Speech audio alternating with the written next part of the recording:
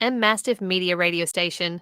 From Dare Media Group, Radio X Gold, Radio X Country, 6RXM, Radio X Magic, and Dare Talk Radio. And from Mastiff Media, Yerg's Radio, Rainbow Radio, Right Talk Radio, Forward Radio, Mastiff Sports, and Shady News Radio. You're tuned to the Sportcat Show. I think I cut it off.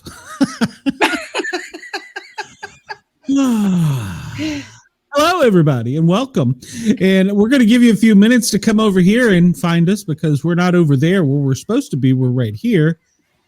I'm not sure why, but that's because we are here. We're not there. It's probably got something to do with my tantrum I threw on the radio earlier. So I had to send the guests the new show links to make sure that we had it. So if anybody's in the chat wants to go over and tell everybody we're there, hey, Wendell's here. Welcome. Wendell, it is like old times. I am with Brenda. She agreed to sit in because Miss Harley, she had a power outage at the last minute. So I called Brenda and I said, Brenda, come on over and help me out. And then she totally crashed the studio. She just fucked it up. So I'm so off base. Wait a minute. I got to hold on. I got to. I'll let you. I'll let you blame me. Yeah, go ahead. All right, so good morning to you in Sydney, Australia, listening on Dare Talk Radio. It's 11:06 a.m. in Sydney. In Perth, my God, you're up early listening to me, and I don't know why. It's 9:06 a.m. Burnt toast and coffee time. Come on, let's talk some paranormal shit. Yeah. We're starting off right today, so. You've had an adventurous day. Well, so have I, but you've had an adventurous day. Yeah, I have. And I forgot. Yerg's Radio. Thank you, Yerg's Radio. Jeez. Everything got screwed up when I had to go totally rebuild the studio again. I don't know what happened. It said go live. I clicked go live, and it's like, not tonight, motherfucker. I'm like, great. The whole thing. So if anybody's in the chat wants to go over to the other chat and say, hey, come over here. There we go. Chris, you were great. I love you, man. Love you. Well, I'm on Australia FM. It's different over there. So don't be a cunt, Bobby. So oh, hi, Bobby. I miss you, Bobby. Chris, do not apologize for that. Don't do it. I'm proud of you, as a matter of fact. Yeah, Chris and Denise had my back, so yeah. So we'll just have a good old talk session until my first guest gets the new link. So what's some Vegemite? I still don't know what Vegemite is. So I don't know. I know what it is, butter? but it's the way they make it sound, I wouldn't eat it, but apparently apparently Australia thinks it's like wonderful. Well, you be kind because we've got a lot of Australia listeners now. They're waking up. I have a friend out there who actually, him and I talked about that Vegemite stuff. Okay. Yeah. And Bobby, you're more than welcome to come over here still. You just totally left me, Bobby. You divorced I know, me. Bobby. Come on, man. He says, it is the consistency of jelly, but tastes like salty brown gravy. And do you mix it with peanut butter? By the way, I need to tell anybody listeners on Yerg's Radio or Dare Talk Radio, I encourage you to come over and join the chat. Search us out by the Para OR Normal Guyz. 3 words, Para OR Normal Guyz with a Z. And then you can also search out the Sportcat shows, and so we can find me. Oh, Chris said Bobby's wrong chat. To be honest, I don't know what chat I'm in. So, it went nuts right before showtime. So Bobby must be all by himself. we love you, Bobby. Come back, Bobby. Wendell says I don't have friends. Shut up, Wendell. That's why I let you on the show. You have friends. So I have a lot. You found some Vegemite in Huntsville, Alabama. Holy cow! It probably was really old. So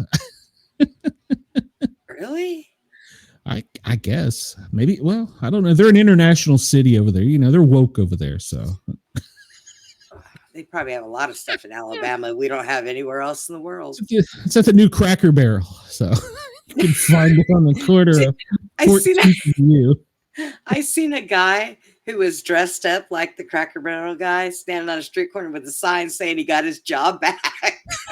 Hey, I was this years old today when I found out that guy's name was Herschel. All this time, I did not know his name was Herschel. I kind of called him Uncle Cracker, so I don't know. Hey, KG, welcome. I'm glad you found us. Can you find us now? Bobby's. I don't. Now he's just talking into his phone incoherently. So, Brenda got a shout out this afternoon when we were talking temps as hot as balls. It was up here at hot as balls. So, yeah, it was definitely hot as balls in the mom's attic up here. So, I sent the new link. It might just be me and you talking. So, hey, I'm okay with that. We can talk about paranormal stuff. We could talk about other stuff. So, yes. Yes. That was, yeah. If you aren't a fan of my daily news show, you need to become one. It's on the overnight hours in Australia. So you guys will definitely, and gals will definitely enjoy it. You should tune it in today. Apparently we were a little bit different from the normal programming when I lost my mind. So I may have at one point been screaming into the microphone. I'm not 100% sure. I think I lost consciousness. So it's my story and I'm sticking with it. You know what? I'm sorry. I'm just going to say I was so proud of all of you.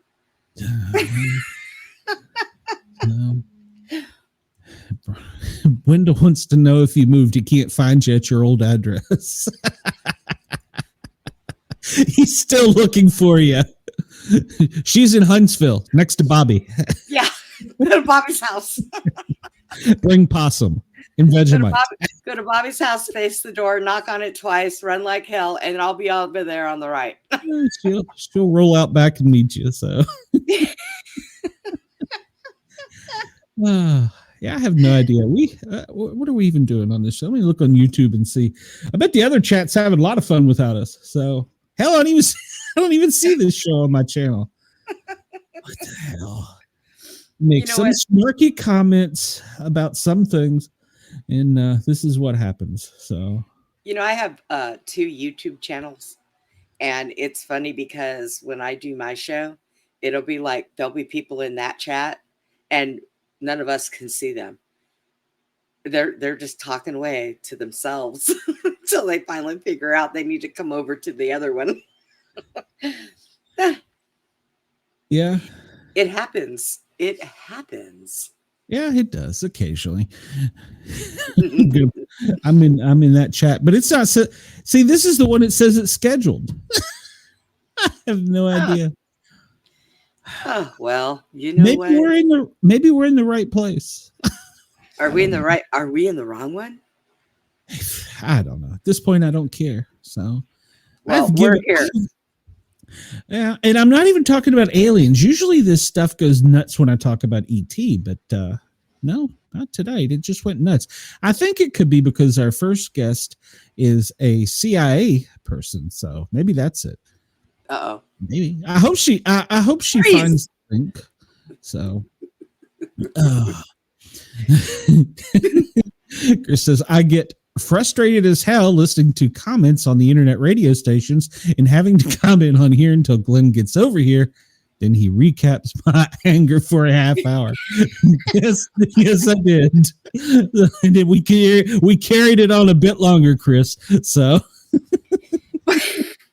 oh my God. I'm going to make sure, Chris, to print out that mental health form and send to you. So we'll both fill one out. So Wendell says he's been the only one in the chat before. Wendell, that's because everybody does that to you on purpose. Wendell, they're hiding from you. They don't want you to know we're here, but we're over here. We're not over there. But I'm not sure over there even exists. So and no, Wendell, I haven't moved yet. Not yet. No, not yet. Hey, there's Denise. Denise was in the chat with me too earlier today. She has my back. So. Hi, Denise. Wendell, you missed a great show. You really missed a great show. So you need to go back and watch it. I did. Yeah. Please, I need the views. Hit the thumbs up button. So I was proud. It's like, look at him go. That's my little Glenn. Go, Glenn, go. Yeah, well, there's some things you don't mess with, and that annoyed the shit out of me. So yeah. I know, right? But so maybe it's because of that. I don't know. I really don't know what happened, but we're over here now and we're waiting on our guest. And if our guest doesn't show up, then we'll wait on our second guest. And if our second guest doesn't show up, then free for all. We will just have an open house for any questions you have. You can ask Brenda anything you want. Wendell, be nice. So Wendell is the exception to that rule. She has to keep her clothes on. We can cuss, but we have to keep her clothes on. There are a few rules. So I have my paranormal shirt on tonight. Paranormal Guyz. She does. She's in uniform. I'm in uniform. Yeah, I got her trained well. So yeah, she didn't do her little wave when she came in there. So I need to download a video of Trump doing the dance and play that on the screen sometimes when I get happy. So. Did you see a video I sent you where they said that he has CHF and he's going to be like off of this planet soon? Oh, God. Yeah, they said he has congestive heart failure and he sits behind his desk because his legs are too swollen to walk. He's the president. He's supposed to sit behind a desk. I mean, that's kind of what they do. Start sitting on it and kind of put a leg up and just kind of, Yeah. Well, now, wait, I do remember a president that was photographed with his feet on the Resolute desk, and a lot of people got offended by that. And I was like, it's his office for 4 years or 8 years, whatever it is. He can do what he wants. If he wants to put his feet up and talk on the phone, which is what he was doing, he could have been getting the grocery list or something. I don't know what the hell he was doing, but it didn't bother me. So. Don't tell me that. I would sit on it and rub my butt across it. And, what are you doing? I am dusting the desk. Why is there a slug mark? That's all I want to know. I'm scratching my butt at the same time. He just had that. He just had that desk redone. So yeah, they had debug it. Well, I don't know if he had to get debugged, but I'm sure they do that after every presidency. But I think he had it refinished or something. Yeah. So they have a choice of, I think, like 6, maybe 3, 4, 6, something. And most presidents choose the Resolute desk. And I'm sure, and after all this time, people, kids, I mean, there's been kids in there playing on it. And, there's been dogs and cats. And so I'm sure that, Elon Musk's son wiped his booger on it. So, Now, the only thing I got pissed off at Trump about, and he's the commander in chief. The other day at noon when he had his press conference, he had his lid on. You're the commander in chief. Take your damn hat off. We're not at war. Take your hat off. I was pretty upset about that. See, there you go. And I called him out. And the commander in chief should be setting an example. Take it.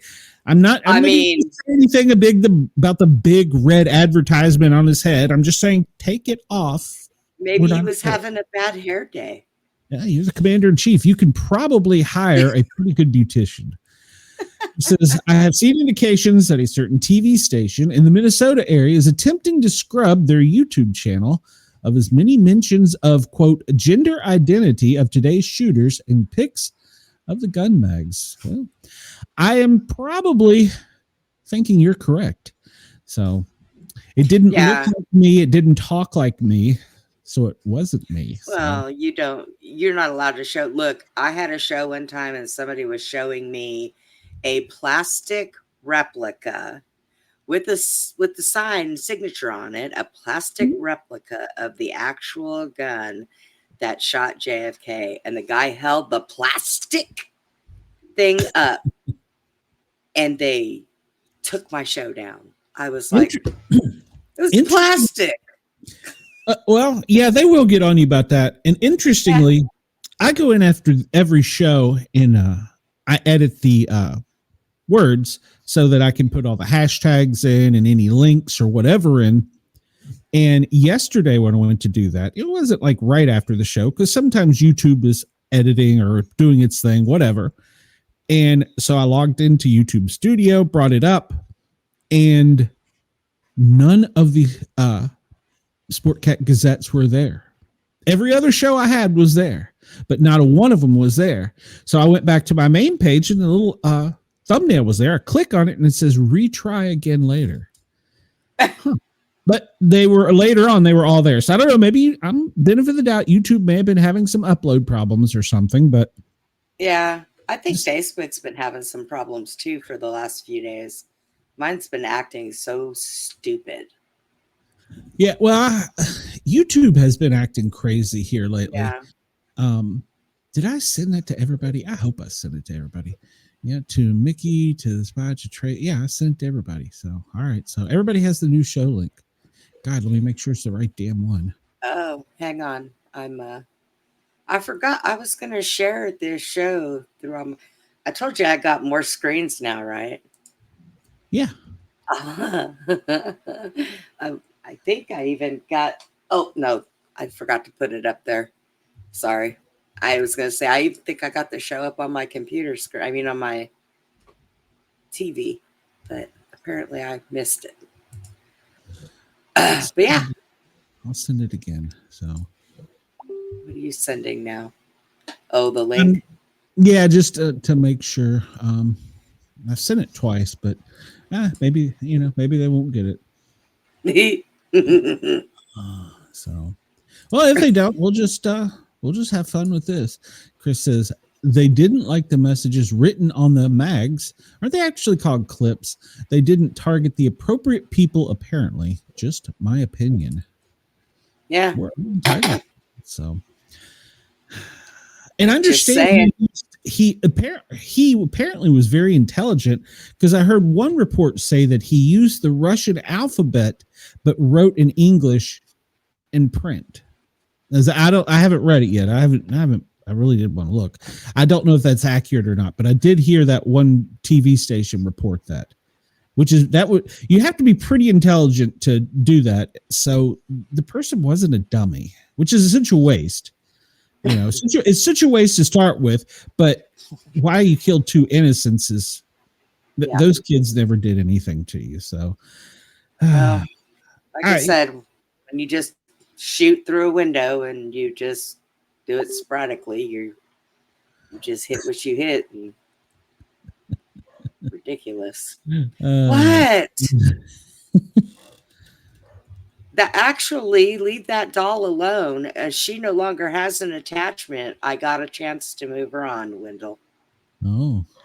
Yep. She finally decided it was time to go. What's the matter with your dog? Well, apparently, I should have locked the treats up as well. And Ginger knows the weakest link. Oh no. I got a 6-pound box of dog treats down there. I probably should go intervene. I don't know. Will that raise her trigger?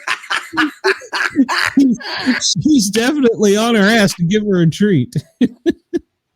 As you can obviously hear. That dog is so bad. She was in bed. She was in bed. As he yells across the room. I can't do that on a hot mic.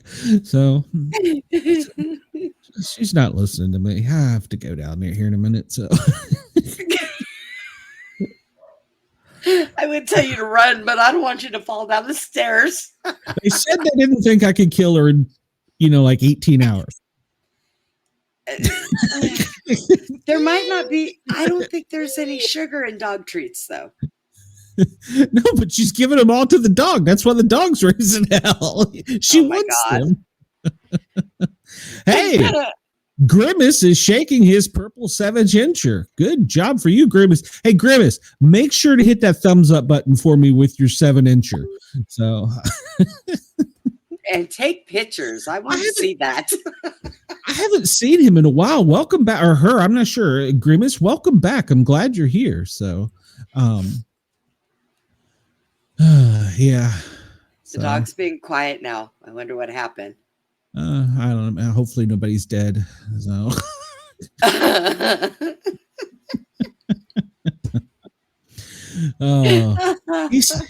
But Grimace, why are you yelling it? It's purple and furry. Okay, Grimace, we understand, but could you at least not yell at us? I'm okay with it being purple and furry and, it being long and lean, but just don't yell at me. I'm sensitive. So. Purple and furry. Sorry, I am not dressing up as a bunny rabbit. Well, no, he's Grimace. The purple guy yes, from... I know exactly who Grimace is. Wasn't Grimace a pedophile? I don't know. Asking for a friend. I don't know. Somebody Google that. Let me know. Oh my God. Well, I can't remember what Grimace is. I offended Grimace once by calling him the wrong pronoun, and I don't remember if it's a he or a she. So my memory's not that great. Consider they asked if I was single because they were horny. I'm gonna probably he. Well, that I should. You know what? My bad. That and he has a penis. I should have figured this out. And it's purple and hairy. Why was I not thinking like that? Why does everybody want to be my schlong? Oh my God. Well, Grimace, I'm glad for you. I gotta find a button that I want to push for this. So I don't even know what button to push. There we go. So we'll go with that one. So there you go, Grimace, just for you. So we're upsetting him that we're laughing at his little purple furry unit. So I'm not laughing at you, Grimace. I'm laughing with you. So now there is an advantage to that. Have you ever heard? I mean, you don't really hear this nowadays, but have you ever heard of the French tickler? Well, I've never used one, but Why does everybody want to be my schlong? See, if you tuned in here for a serious show, we fucked that wall up. You know what? It's been a long time since I've been on a live with you, so it was bound to happen.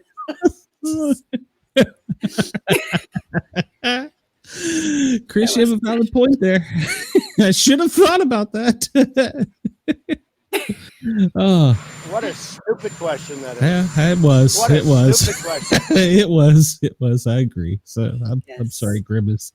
So I wasn't thinking about it. So, but in today's society, I mean, it could be. I'm gonna get in trouble. Is Ginger in the room with you? Yeah, she's down here panting. Okay. Now she's I was going to say, I just heard panting. So be quiet. It's under my desk. Don't worry about what's in here. It's none of your business. Oh, Trump has a big, beautiful penis, and that's why I voted for him. Well, that's a good reason. So why does everybody want to see my schlong? So he likes my show too. So. Except for just I'm a fan, but I never listen to the Sport Cat show. See, there you go. So, pastrami sandwich, anyone? Just don't throw it, Wendell. Just don't throw it. He starts to come and then he pulls out. That's Warren that said that. Warren, I would like a pastrami sandwich. They love pedophilia. They love devil worship. That's right. Oh, geez. Whoops. He did. That's right, Grimace. He did say that. See, hold on. I got it on my soundboard right here. I'm a fan, but I never listen to the Sport Cat show. I can't get him to tune in. I have had Bree try multiple times to hook us up, but she ain't doing it. So I don't know. I really don't think he has time to sit and watch channels. Well, you know, he's a very busy man, but at night he stays up. Now, this is actually a true fact. At night he does stay up, and well, I don't want to say he stays up, but he has some type of device there. I don't know if it's a FM radio, a computer, an MP3 player. I don't know what it is, but he has something in his bedroom where he does listen to online shows. I do know that for a fact. It's a laptop. So yeah, like I said, I don't know what it is, but I so agree. I got another button. Hold on here. I can get by with this. Hold on, everybody. There's a parental warning for this one. That's fucking football right there. None of that pansy-ass, dick-tugging smile for the camera bullshit. Men puke, men poop on the field. Men deliver their newborn baby on the sidelines. Fucking hardcore, dick-in-the-ass, butterball, foosball, fucking chucking game time shit. Take it to the showers. Dicks get shoved in places you don't even remember. We win together, we celebrate together. Football is back, baby. I have never seen a football player shit on a field. Yep. Football is back, baby.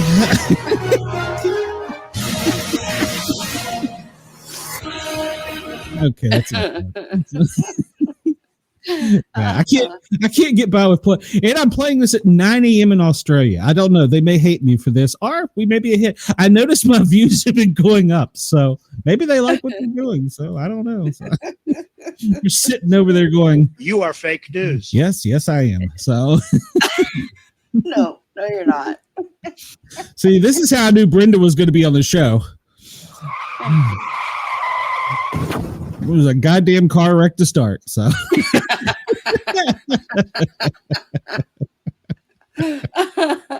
We did good. We did good.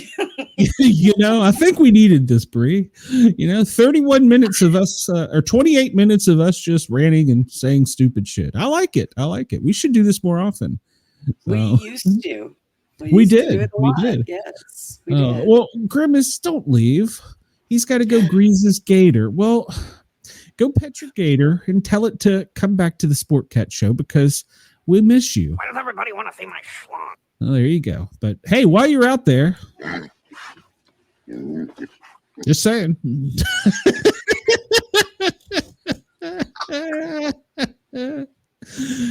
Oh, see, this is why I can't be on with the FCC. I would be banned. But the Australian Communication Commission are perfectly fine with it. So, Grimace, come back. Hey, Grimace, do answer. What kind of porn do you like? So, because Alice Springs people love hearing this shit at 9 a.m. They're my kind of people. Fucking A. Yeah. So, I may be kicked off of that. What? We're I'm going to new go there. So I'm new there, so I mispronounce their cities, and they still like me. And I try desperately. I can't get the names of some of them, and I screw them up every day. And I'm waiting for some hate mail to show up or something. I haven't got it yet. It's okay. And then the other day, I was like, "Damn, it's hot there." Yeah, well, I was in Fahrenheit. I wasn't in Celsius, or I was in Celsius, not in You were Fahrenheit. in Celsius. You were like, "Oh my God, it's really cold there. It's like -12." What? What the hell's going on there? It's gonna snow in Brisbane tonight. Please make sure to lock your shutter doors. So, Brisbane. Yeah, what is the other? Canberra. I screw it up. So Canberra? I hate this chair. Is it Canberra? I don't know. Right. Perth is easy. I got Perth. I got Melbourne. I got Sydney. See, I got some of them. So I mean, Chris likes to read along and watch me skip words I can't pronounce. That's more entertaining than listening to the show, he says. It's actually a true story. Who wrote this? Yeah. God damn, I can't pronounce that word. I'm going to move on. So, Yeah, whatever this says. This right here. You see this right here? I found another outtake of a report from a reporter. I might get in trouble for playing this one. Fuck it. Shit flying in my mouth. The fuck? I can't see pollen. Let's get the fuck out this country, motherfucker. I can't even see. Wait.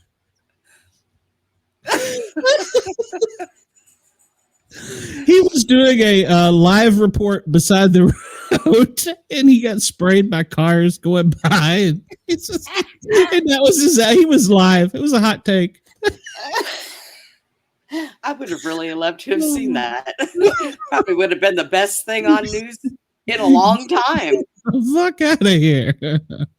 I look for words ahead of his reading and try to guess the ones he will try to gloss over. If they're more than like 6 syllables, yeah, I'm done. I can't do it. So Kata Buddha whatever. 18 Whatever. he meant to say. Okay. So man. I see. So it grows when you grease it. I'm with you. Wendell says he shares this with people and they never come. Wendell, I have so many comments for that. So Grimace just scared me. Make sure they're above 18 and you'll be okay, Grimace. So old. Oh, okay, old. I thought you were talking about something else. Hey, I was too. That's why I said he greases and it grows. Got you. I'm a little slow, Grimace. I'm a little slow. Work with me here. So. I'm glad we're on the same page. I'd have felt really stupid. Yeah, well, I don't know. When you have a paranormal show and it starts out as a train wreck, you just go with it. So why not? This first hour will definitely not make WRFN. I can guarantee you that. Well. The age of consent in his state is 16. Well, it is. You must be in the South. There is some states it is. What state? What state are you in? I could be in Bobby's state. I think Alabama. I think they're age of consent. I'm trying to think what it is here. I don't know. I'm old and married, so I don't have to worry about it anymore. But yeah, some states and ours is probably still 18. So read that. I can't. What is it, Chris?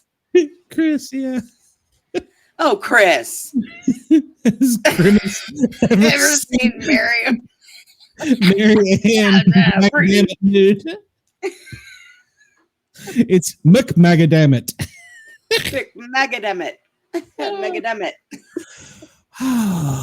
He's in Rhode Island. Oh, okay. That's a small state. Oh, okay. Well, see, I guess it has to be younger up there because it's a smaller state. I mean, it kind of makes sense. So, just with me. I got nothing. People say that I'm good at radio, but I don't think I am. I'll stay in Texas where it's safe. Warren wants to know who the hell is that? McDammit? You don't know Miss McDammit? Oh my goodness. We're working hard tonight to get kicked off all of our affiliates. So yeah. Oh, and I will upload this to the TV network too. So Denise knows Miss McDammit. So I will have to put the disclaimer on this one. So what? That was her name. Oh, okay. Yeah. That's not your fault. I mean, woke moralists. Well, We'll see who cancels who. Whoa. Calm down there. So 14 is the age of consent in Germany. That's actually true. Only if they can see over the bar. Only if they can see over the bar. Yep. What bar and who sets it?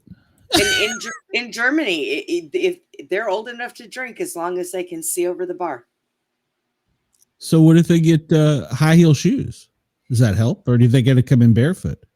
Well, I don't think they would go in there barefooted, but yeah, if you have a sprouting 13-year-old and they want a beer, they can go into the bar, and if they can see over the bar, they can legally purchase a beer. I kind of like a country that sets its standards by the height of a bar. I mean, I'm okay with that. It's almost like those Disneyland rides, you know. You got to be this tall to ride this ride. Warren wants to know what % of kangaroos are stump broke in Australia. Well, anybody in Australia, come in the chat and let Warren know. He's asking about the stumps and kangaroos, and I don't know. You just come work with him. You don't mess with those kangaroos, man. Them kangaroos will box your ass.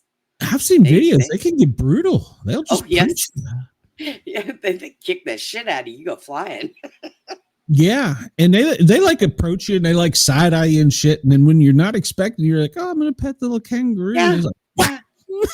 They kneel down and they have their little hands down there, like, but deep down inside they're a fucking T-Rex, and they're gonna come and kick your ass. They're gonna eat you for lunch. Yeah, shit. Grimace says you can fornicate and drink at age 14 in Germany. They're freer than us. Well, now, do they have, hold on, I probably shouldn't say it. Let's just play a sound effect here. Do they have that? Are they capable of doing that? No. Yeah, they're not freer than us, so. They're well, okay, look. I know a lot of 14-year-olds, and they don't exactly think correct. They're kind of stupid. So to allow them to drink, I'm just saying. What's the matter? Chris, you're lit tonight. He says my dwarf college friend would get hammered on just a half a beer. Now those friends I don't have. In Italy, the bar must be short. I don't. Oh God, I wouldn't be able to be there, Glenn. That would just scare the shit out of me. Warren wants to see what's in the pouch. Probably a smaller one that's going to kick you in the chin when you. Oh my God! You still get their numbers? Oh. What? Warren, I don't know what the hell you're talking about. I'm about ready to tell you, just come join us. You can have fun with us. Come on, Warren. I haven't seen you in forever. Well, the second hour we might have to have a real show in case the second hour guest actually gets here. So if she does, we'll figure it out. I apologize for everybody that tuned in wanting to see a CIA show. Apparently, they somehow made it to where she couldn't. So. Damn them. I don't know. Always sticking their nose in places it doesn't belong. Oh, Warren. He wants to have a little chat with Chris's door friend.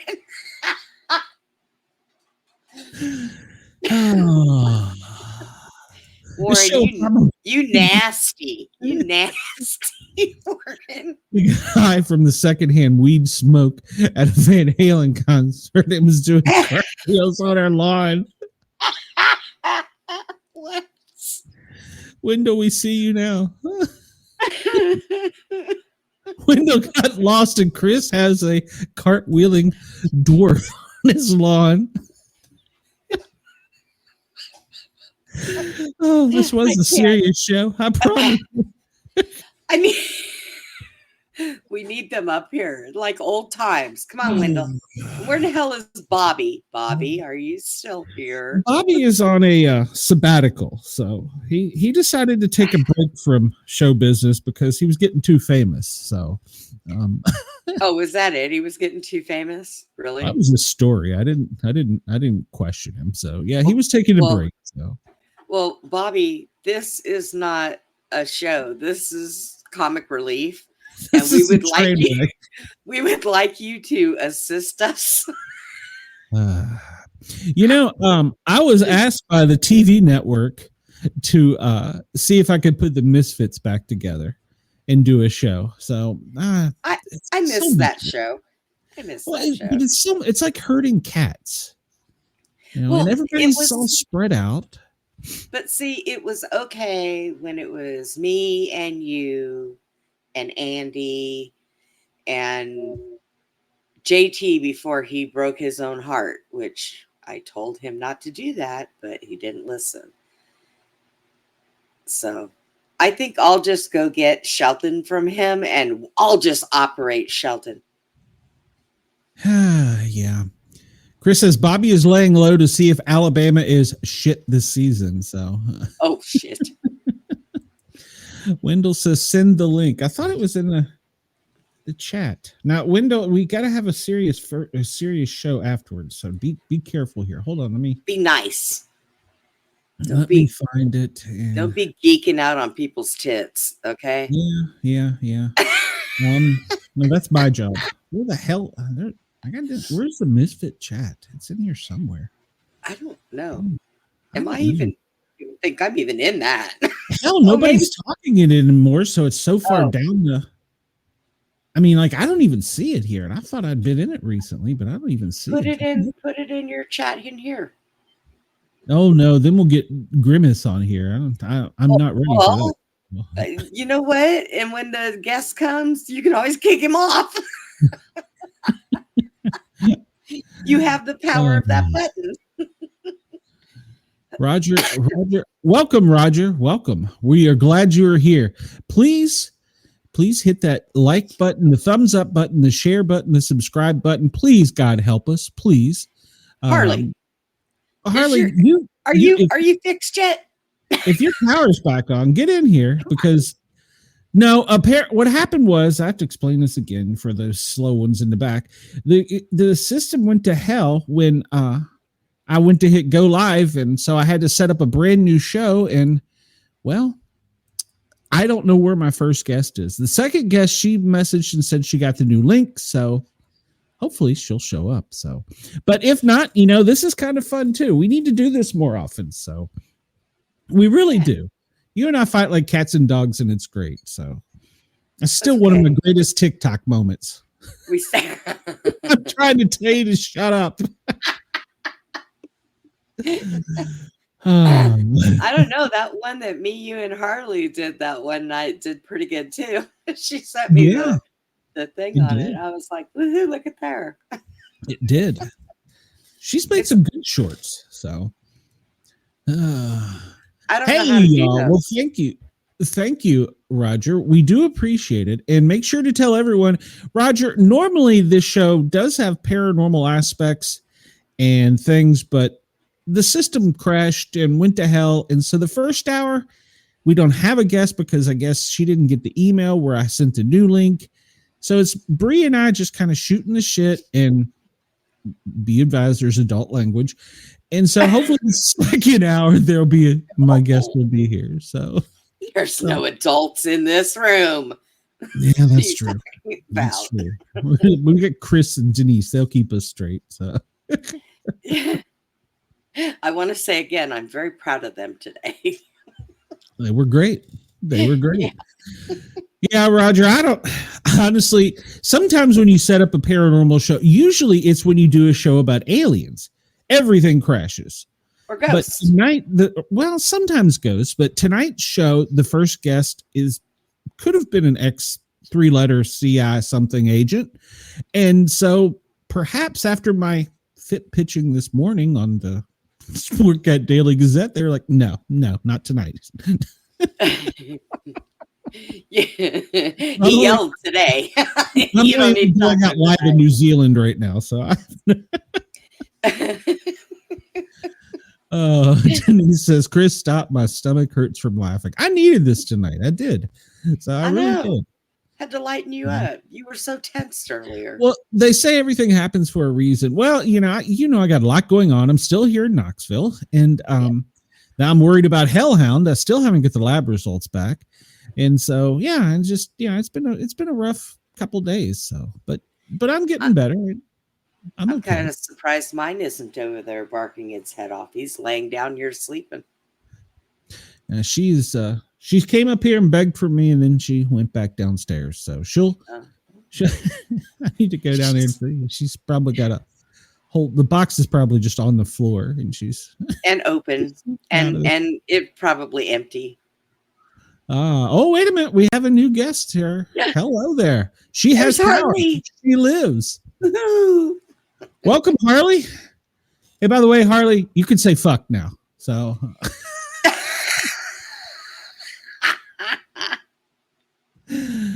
I used to say that before you did turned on the radio station. You would say, okay, everybody, get it out of your system. So I would go, okay, fuckity, fuck. Exactly. And he would turn on the radio. We've got to be serious now because we actually have a guest. Oh. I apparently didn't screw up too bad because Tricia is backstage. And Tricia is, well, she's been on our show before. She's probably not ready for tonight since we're kind of going a little crazy, but she's got several young adult books out and she's here to talk about them. To be a Fae Rogue by Tricia Copeland. Let's bring her out here. Hello, Tricia. How are you? I'm good. How are you? Well, I don't know if you heard any of the shenanigans a few minutes ago, but the studio crashed when I went to go live. I had to set up a whole new studio, and it just was a train wreck. So, that's so sorry. I got all my curse words out before you got here. So, okay. But we are live in Australia on Radio X. I'm sorry, on Dare Talk Radio. So we're live there. It's tomorrow morning over there. So good morning to them.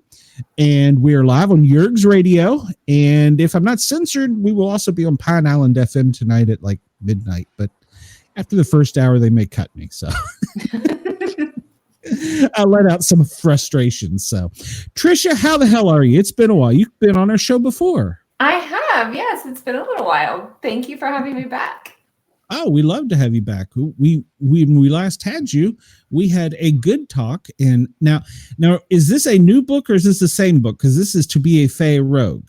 Right. Actually, so my most recent publication is To Be a Fae, which is the final book in the Realm Chronicles series. That the fourth book is To Be a Fae Rogue. So there's To Be a Fae Queen, To Be a Fae Guardian, To Be a Fae Legend, To Be a Fae Rogue, and then To Be a Fae is the finale. So all 5 of those books are out in the complete series. So we can talk about one or all of them.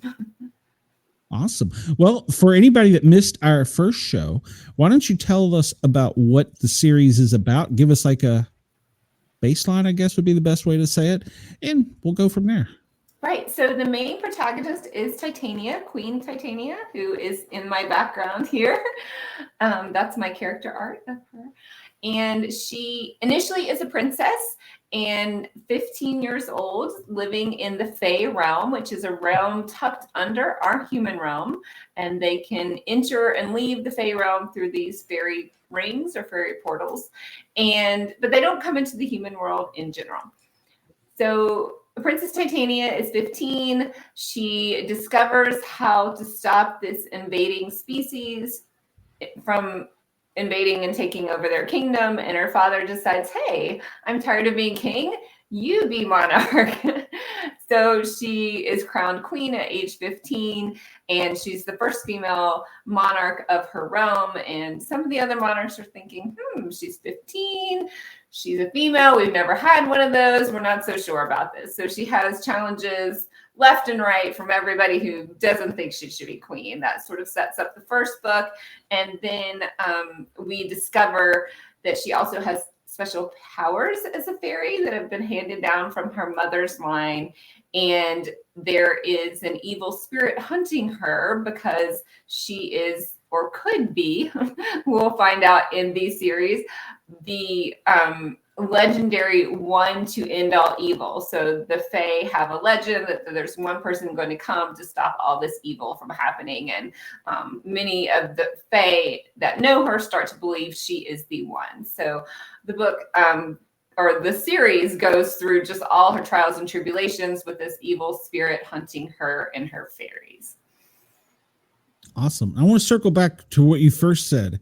You said that's your art behind you. When you say that, do you mean you drew it? No, I had it created just for her. Yes. Okay. No, I am not artistic at all. So. Okay.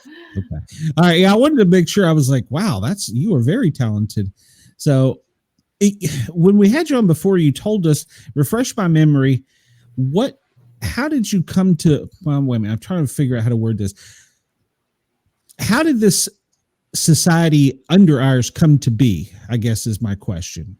Right. So there's an advertisement for an anthology and to submit short stories to this anthology. And the character or the premise of the anthology was that every short story had to have a fantasy character with a mental health challenge.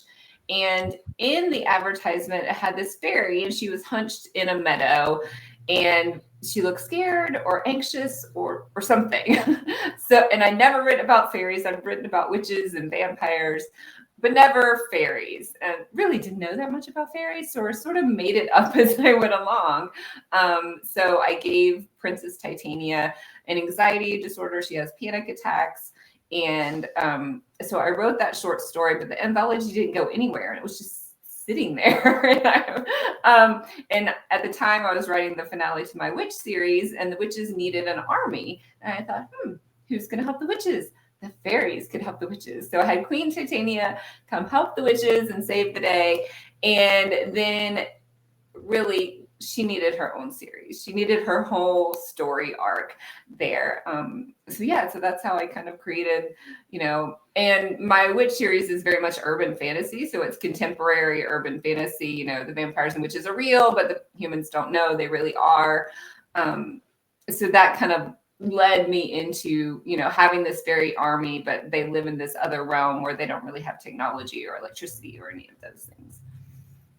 Okay.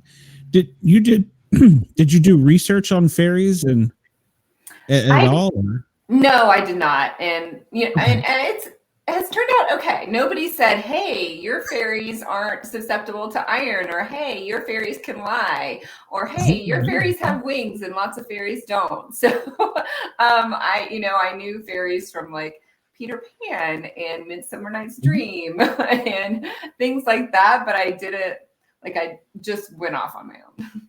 Good. All right. I'm sorry, Bree Harley. I know one of you got a question. I'm just jumping on her all over. So go ahead. And sorry about my head. I had a little procedure today, so I didn't plan that very well. Uh-oh. Are you okay? Yeah. No, just little skin issues. So. Yeah. Okay. Wendell wants to know, is any of the Fae here in America? They do come to the United States at one point a couple points in the series, but always at night, always under the cover of darkness, never to be discovered by humans. They do have special powers in the human realm. So basically, when they enter the human realm, they're as fast as vampires. They have super strength, hearing, sight, senses, and they can turn into anything they want. So they can be invisible, or they can be a dragon, or they can be a lion, or they can be a bear, or they can look like a human. So they can pretty much disguise themselves as whatever they would like. When you had your person who drew your artwork, did you have them do it in the likes of you? Because she kind of resembles you. That's funny. No, I didn't ask for that. I just asked for red hair. She had to have these stones on her head. You probably can't see that detail there, but green wings, and then she had to have a sword and her arrows, which are her go-to weapons. Yeah, because she kind of looks like you. Well, Tricia is a queen, so yeah. Where are you at, Tricia? Are you here in the States or are you in Canada? I forget. I'm outside of Denver. Okay. Oh. All right. You're in Maha City, so you guys are getting false fall right now. We are kind of. It's been 75 degrees. We are too here in Ohio. Weird. Tomorrow is supposed to be 48 in the morning. Wow. Good. Well, not here in the South. Nope. It's still hot. Very hot. Yeah. We're good, and then it'll hit us in September. It'll be hot again. Today was damnation 92 again. We were 68 today. We're in the 80s. I think they have each one of them like a strawberry winter or something, blueberry. There's a name for each one of them, I think. Or they just make that up. So it's all the different moons. Exactly. Yeah. The black moon? Who the hell ever heard of a black moon that we just had? And apparently that happens every year. Nobody ever said anything. I never knew about that. It just took the internet this time by storm, I guess, because it was a slow week or something. But yeah, everybody's talking. You seen the black moon? You can't see it. That's why it's called a black moon. So anyway, sorry, Tricia. We're like squirrels. We see something and we just kind of wander off. So. Well, I always like a reason to celebrate. So Black Moon sounds like one of those. My wife went out and put water, and she says we have black moon water. I have no idea what the hell that means. So when I return home, I may be cursed. So I don't know. I'm gonna have to Google that before I go home. So, yeah, it's apparently a witchy thing. I don't know. So I don't ask. Oh, I don't. It saves me a lot of headache. I just don't ask. I don't play with witches. So what originally got you started writing? My first series was not paranormal or witchy or vampires at all. I suffered from anorexia as a young adult, and then I was approaching my 40s, and like went on a significant high school reunion, and I thought, I was just looking back on my past and thinking I needed to write about, or I needed to like process at that stage of my life more. So I wrote, my first series is called the Being Me series, and it was about my experience with anorexia, but I fictionalized it. The character's name is Amanda, but she basically goes through what I did. So kind of like raising awareness of anorexia, and also just showing like recovery and hope for people who are struggling with eating disorders. Which is a weird way to start writing, because I never thought I would be a writer. Chris says, thanks for mentioning the resemblance to the artwork, Carly. Now I can't stop noticing it. Well, I feel honored because I feel like I don't nearly as good as her, but he says it's 68 here, and I believe he's in Alabama. So, yeah. Well, it's 58 right now. It's like 92. I don't know. It's hot out there. The dog went outside. No, So. Like to go to work, I had to wear a hoodie because it was cold. Oh my God. I'm so jealous. So I know.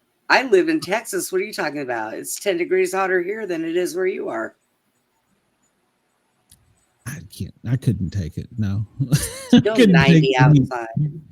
So Tricia, did you have any experience with the paranormal?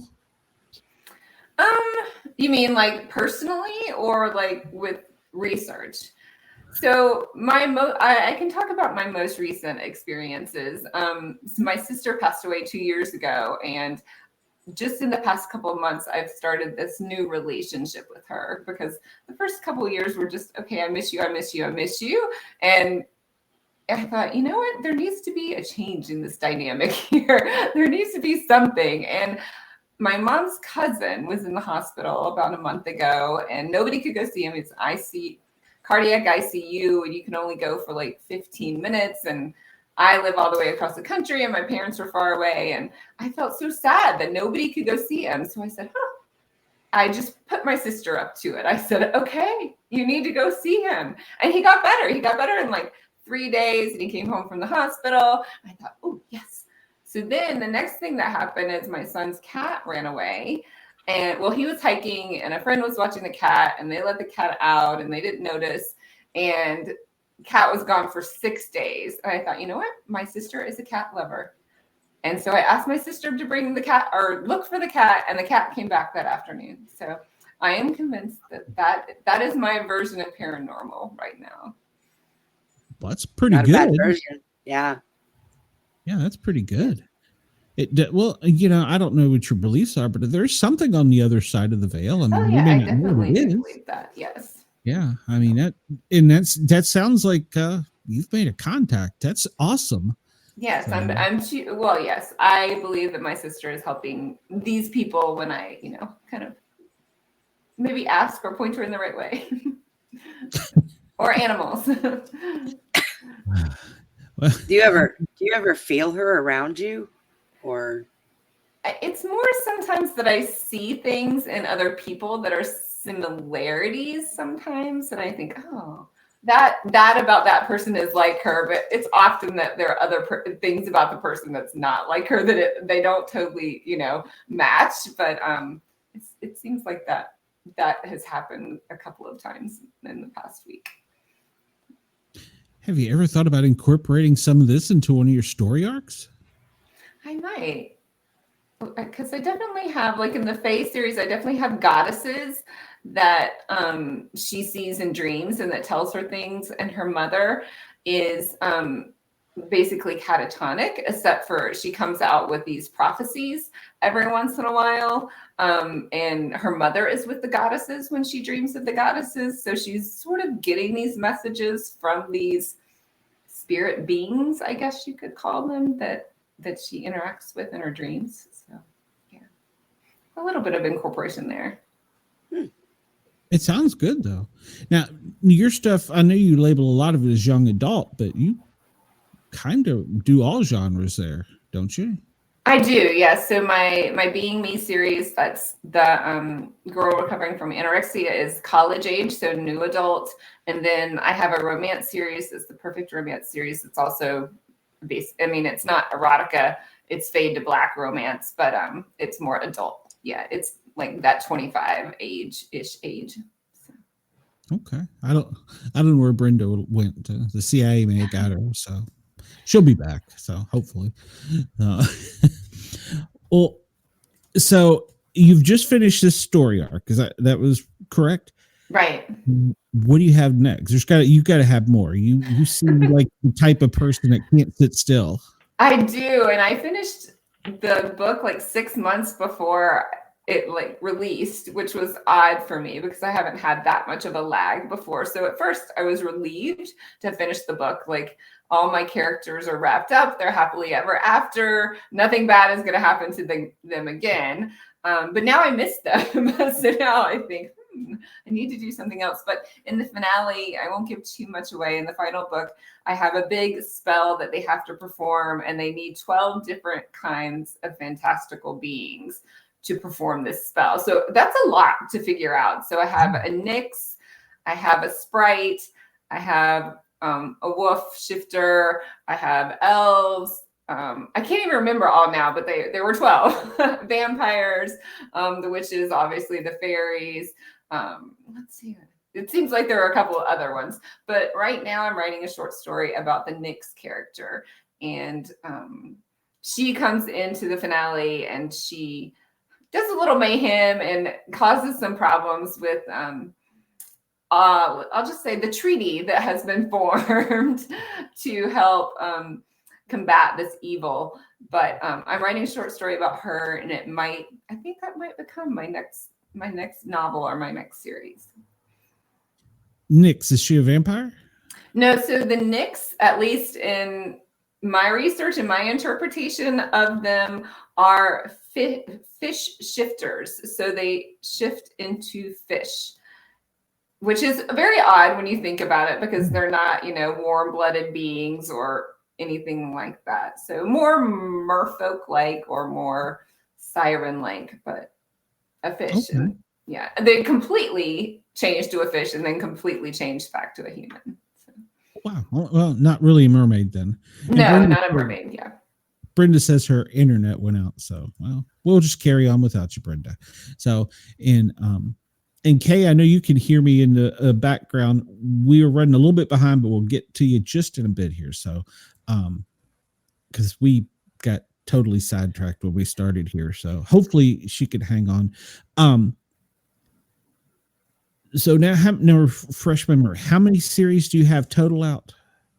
I have 4 series. So the Being Me series, which is the college, then the Kingdom Journal series, which is the witches, a trinity of witches have to come together to break a curse on the witch lines, and then the Realm Chronicles, which is this crossover Fae series. The Kingdom Journal's characters come into the Fae series as well, so that's a lot of fun to carry them through because I couldn't let them go. And then my romance series is the Perfect Romance series. Where can your books be found at? Everywhere, really. The ebooks and audiobook, well, let's see, the Kingdom Journal's audiobooks are everywhere. The ebooks are on Amazon and KU Kindle Unlimited. And then the Fae are everywhere for paperbacks and Amazon Electronic as well as Audible. And sorry. No, I was just going to say, Wendell says that I blocked Brenda. No. Go ahead, Tricia. I'm sorry. No, if you go to my website, triciacopeland.com, then you can download 2 free short stories if you want to try out my reading. So that's fun. Oh, okay. And it'll be in the show notes after the show. So okay, great. I'll make sure to put that in there. So, I was going to ask a question. I totally lost it with Wendell. Dang it. I'm fascinated with the fact that you have went from genre to genre to genre, because not only were you helping with the anorexia, I feel like it's a good cause, but then you kind of hit the young adults with the fantasy world. And so you have to have a creative imagination. Like you were saying, do you have like an encyclopedia or something that you write down where each character does this or that? I did. So when I had to find those 12 fantastical characters, I did a lot of research about different fantasy characters, and I put them all up on my blog and sent them out in my newsletter of like, so I researched like water fantasy characters and winged fantasy characters and all these different fantasy characters. So I have like a little bit of an encyclopedia, if you will say, and I put a lot of that up on my blog. So that was really fun. Was that the answer to your question? I think that was the answer. Well, no, I'm not picturing a big board with like strings or anything, but you almost have to have something. So Susie says Loki turned into a fish salmon to hide from the gods after he killed Odin's son to hide from. Okay. Maybe that's a little bit where the lore comes from. That's Viking, Norse. So there was fairies in their world, so they actually believe they were in. It was the underworld, wasn't it? I think. I don't know.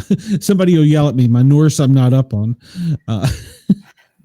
There's fairies almost from every different region of the world. I feel like different versions of fairy lore. Well, even the Indians believed in them, or I think they just called them little people, but they were common to them back then. People saw things. I mean, do you think those things actually kind of exist? I think they could, definitely. Yes. I always sense these things that are like, and I like to believe in there's things that we don't understand or we can't comprehend, and they're all around us. So yeah, I like to believe it. My kids think I'm crazy, but oh, well, no, you're not crazy. You're just seeing the other side much better than some. And that's great. I think it's great that you have that. I hate to use the word imagination because I feel like I'm insulting the author, but the creativity, because I'm trying to write something myself and I'm banging my head into the keyboard. You say you got yours out early. I got 7 pages, you know. How do you do it? yeah, I guess I keep asking questions like whatever character in whatever world they're in, like what are their problems? Why would there be these problems? Who's trying to hunt them? What are the challenges to beating the antagonist? Or, so I think just keep asking questions. Well, no, you should never stop asking questions. What was I say? The truth is out there.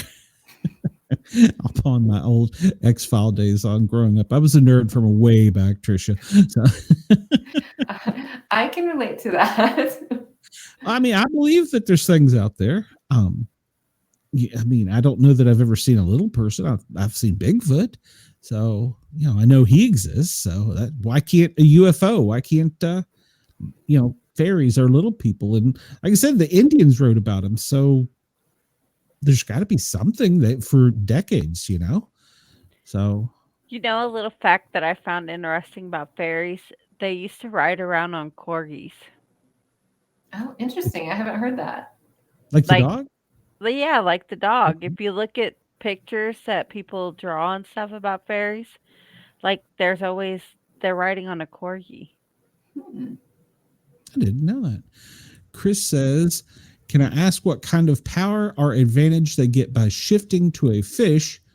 I just asked because I always thought Aquaman got the short end of the stick on the Super Friends compared to Superman. I haven't developed that yet because the short story, I haven't given them any special powers except that they can shift a fish yet. And I haven't developed that enough. I haven't been thinking about that because it's really hard because so if you only have fins, you can't use any weapons. Like you don't have any fingers, right? And so in that form, you couldn't really do anything except with your teeth or your fins. You're going to bat something about, right? And then if you shift to a human form, you're a human and you can use weapons. But I haven't like looked into, or I haven't created any powers for them yet. So I have to like fully flesh that out. Well, you could, some fish have barbs in their fins. They could shoot barbs out of them. That would be kind of cool. Yeah, I guess some fish create electric current too. I guess like eels do. So that would be another. Yeah. So see, there you go. There you go. We're helping. Yeah. Well, thank you for that question. Yeah, no kidding. Yeah, I mean, I was thinking as soon as he said that, I was thinking like Spider-Man. You know, he does the thing with his hand and the web comes out. They could do something and a spike comes out from their fin, and then when they get too close, they could like power up and zap people. And I want credit for this, by the way. So. It's like those things that come out from the wheels of the monster trucks that like can spin and shred the other tires. The trucks beside them. Is that monster trucks or semi trucks? I don't know. I saw it somewhere.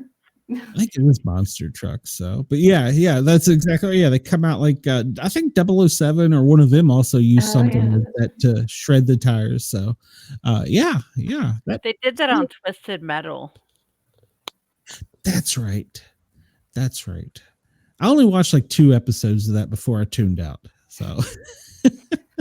Yeah, I wonder if it's on the Fast and the Furious too. I don't know. Anyway, so. I don't know. I got lost on that series because there's like 50 of them. So many of them. Yeah, it's like, why? Now we're gonna have Fast and Furious, the grandchildren of the originals. Like, I don't care at this point. You made your money, so. But I did read today, Knight Rider. They're making a new movie and recovering it, so I'm excited about that. That would be a good one. Yes, I'm kind of excited to see Kit in this century. So, Chris says, "You're welcome. I just appreciated the opportunity to throw some heat at Aquaman." Hey, don't be hating on Aquaman. So, well.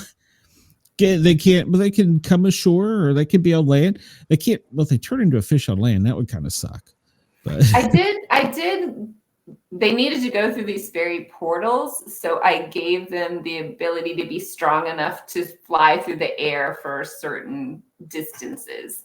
So their fins are strong enough to support their bodies for some distances, not forever, but yeah. Well, and they can make a portal and dive through, and they're in Atlantis or the Pacific or wherever. So I like this. I like where you're going with this. So. Well, good. Thank you. Well, I mean, I think your creativity is unique from so many others because, like you said, you didn't know anything about it. You just went out and made it up, and the world is yours. Now, do your characters, I want to say, speak to you, but do they kind of guide you in how you're writing? They do, yes. I mean, I'm very much like when I'm writing something, I'm always thinking about it, whether I'm doing the dishes or the laundry or Somebody told me I shouldn't do it when I was driving in my car because it might be dangerous. But I'm always thinking about like, okay, what's going to happen next in my story, or where do they need to go, and how do they need to get there, and how this person would react. And if I just wrote a portion, I think about it. Did that make sense to their character? Is it going to take us where we need to go? So I sort of become obsessed with it all the time. Yeah. How long does it take you to do a book? The fastest one I've written has been 6 weeks, but that was working 6 hours a day probably. But usually it's 2 to 3 months. I mean, I give myself deadlines and then I parse out how much I need to do every day. That usually gets me where I need to be. Yeah. What gets you motivated to write? I mean, do you get up in the morning with a Mountain Dew or coffee and dive? I'm from the South. I drink Diet Coke in the morning. There you go. There you go. Yeah. So usually it's like when I come up with that next idea, I want to get to my computer and write it down. So like just today I have several ideas and I have a day job. So I'm just like, okay, when can I finally write these ideas down before I forget them? You can go in your phone and like little notes. I pretty much just keep them in my brain. So. Oh, I would forget them. I would totally forget them.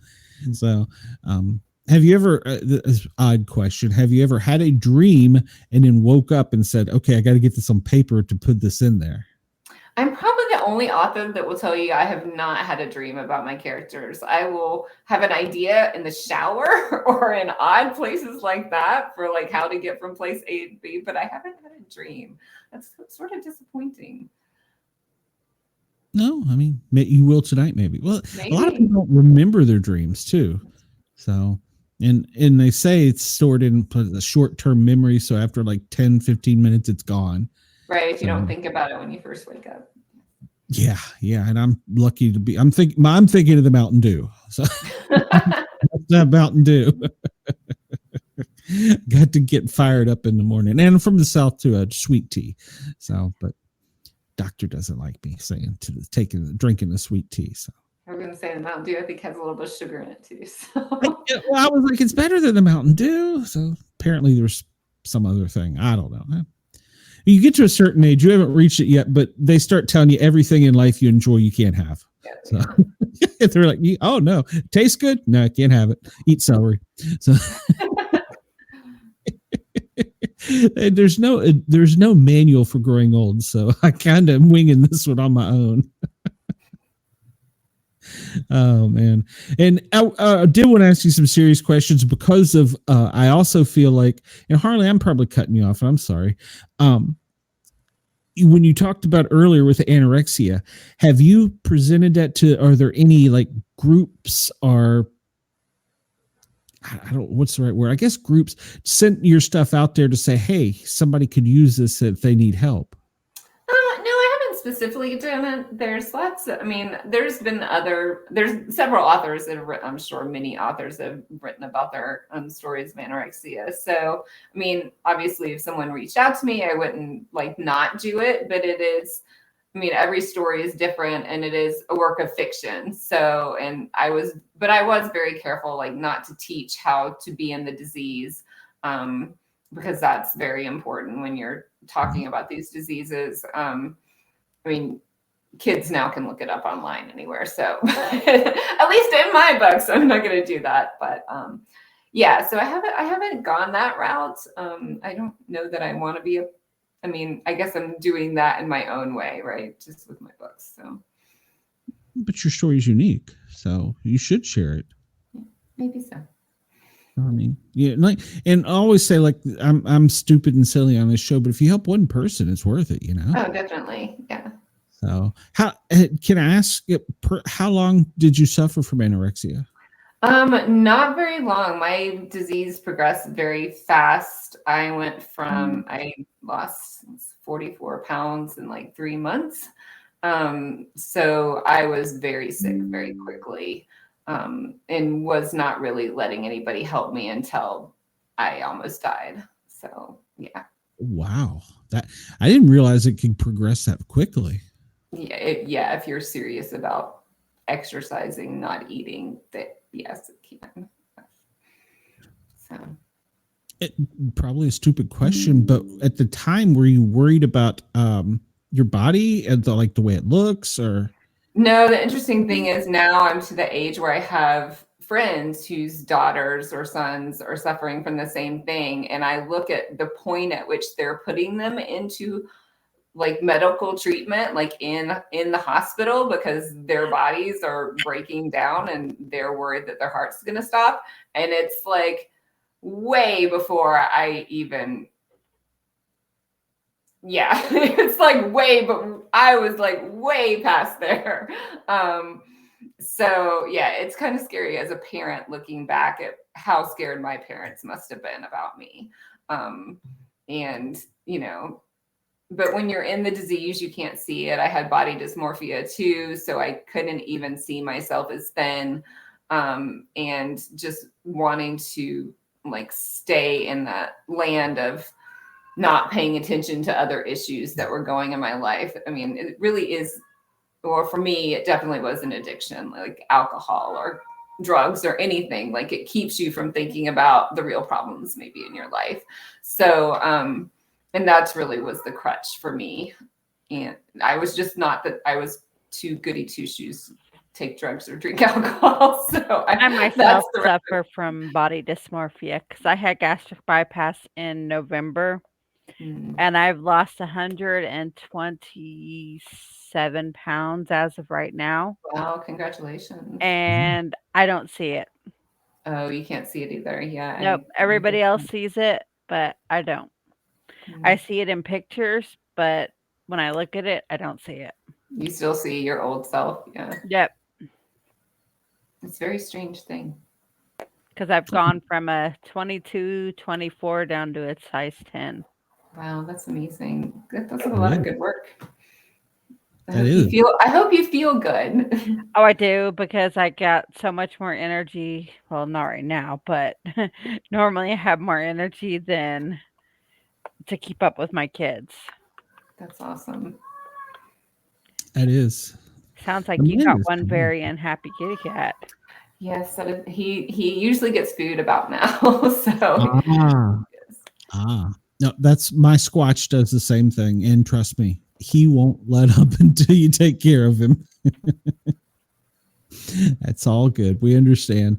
I do appreciate what you're saying, because I have even as a paramedic, I can't say I ever really understood it, because I always just kind of saw the stigma side. Not that I didn't take care of people that needed help or anything, but I just didn't see, like you said, compared it to alcoholism or drugs. I just didn't, but then I have picked up, I'll say children, they were young, that were, they were doing things, they were cutting, and then their parents were saying, I can't, they've not ate, or they'll eat and then they'll force themselves to throw up and stuff. So I have seen it, but I've never really associated it with an addiction like that.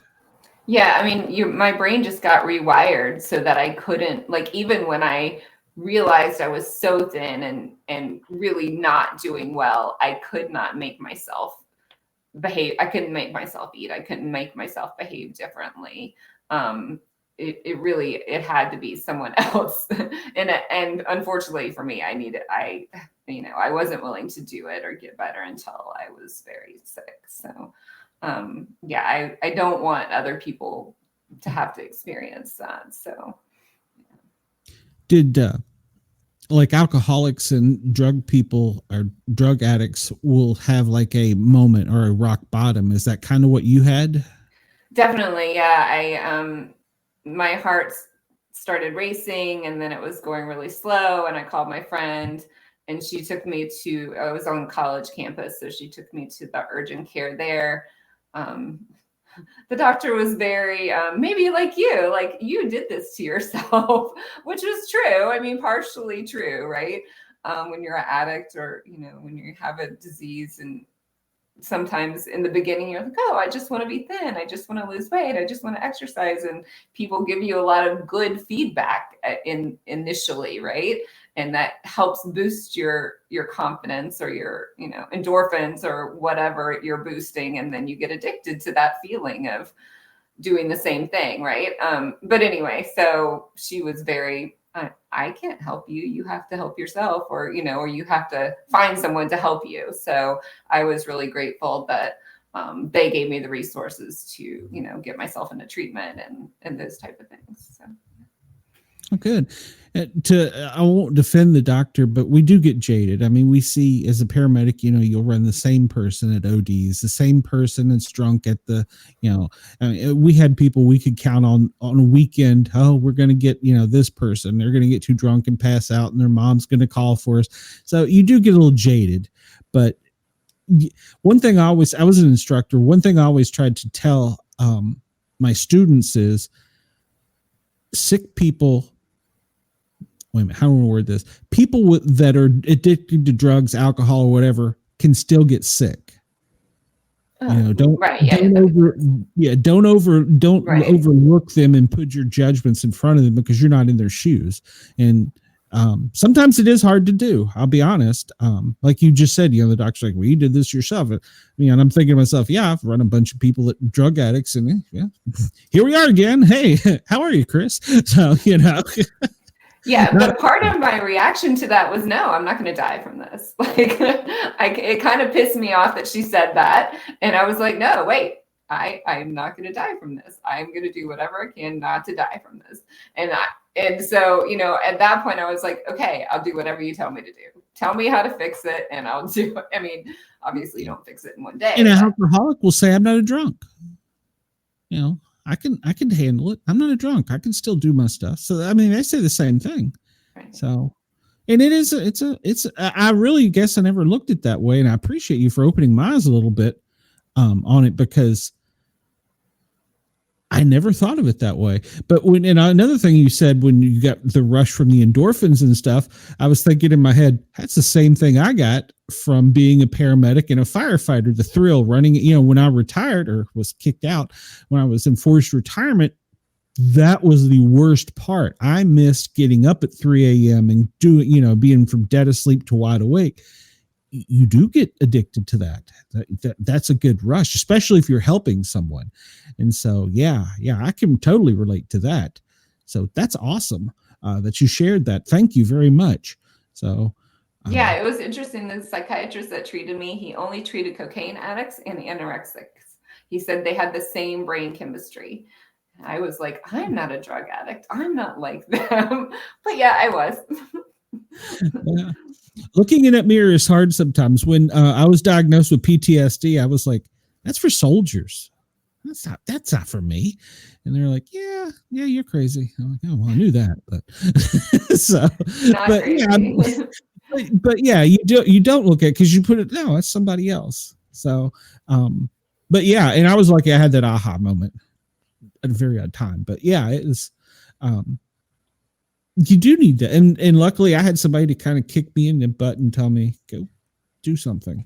And it wasn't the missus for a change. So she was usually the one that boots me in the butt.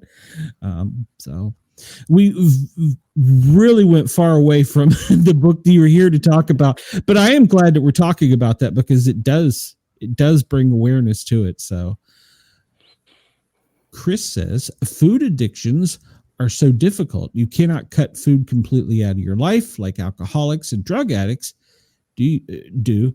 You should feel so accomplished with your changes. Absolutely. Definitely. Do you ever worry about a relapse? Or is that I'm very regimented. I'm I eat 3 meals and 2 snacks a day. I never miss a meal. I probably haven't missed a meal or a snack in 30 years because I know that if I miss one, then the next day I'm going to say, I didn't eat that yesterday. I don't need that. And then maybe I drop another snack. I don't need that. I can miss both of those. And then you're like right back where you started. So yeah, I definitely have that addictive brain set. So yeah. Interesting. And that again, I didn't think of it that way. Of course, when I'm on duty, I've went 24 hours on a shift without eating. A normal person can. A normal person can. Yeah. Like you just don't think about it the same way. Yeah. Interesting. No, I never thought about it. You got to cut this out. Tomorrow I don't need that. That makes sense. I'm superhuman. I can do things other people can't. You are? They have to eat. I don't, which is not correct. No, not at all. No. I love chocolate chip cookies too much, so I get in trouble for that. So brownies are my vice. So. Yes, I agree. I'm staying with mom for a while, so she is I don't know how I didn't grow up with a food problem. She was a confectioner, baker, and everybody talks about, I grew up and I had mom's meatball recipe, or I have dad's spaghetti, or whatever. I got mom's chocolate chip cookie. So I was surprised I didn't grow up to be 500 pounds and have a problem, because I don't remember eating real meals.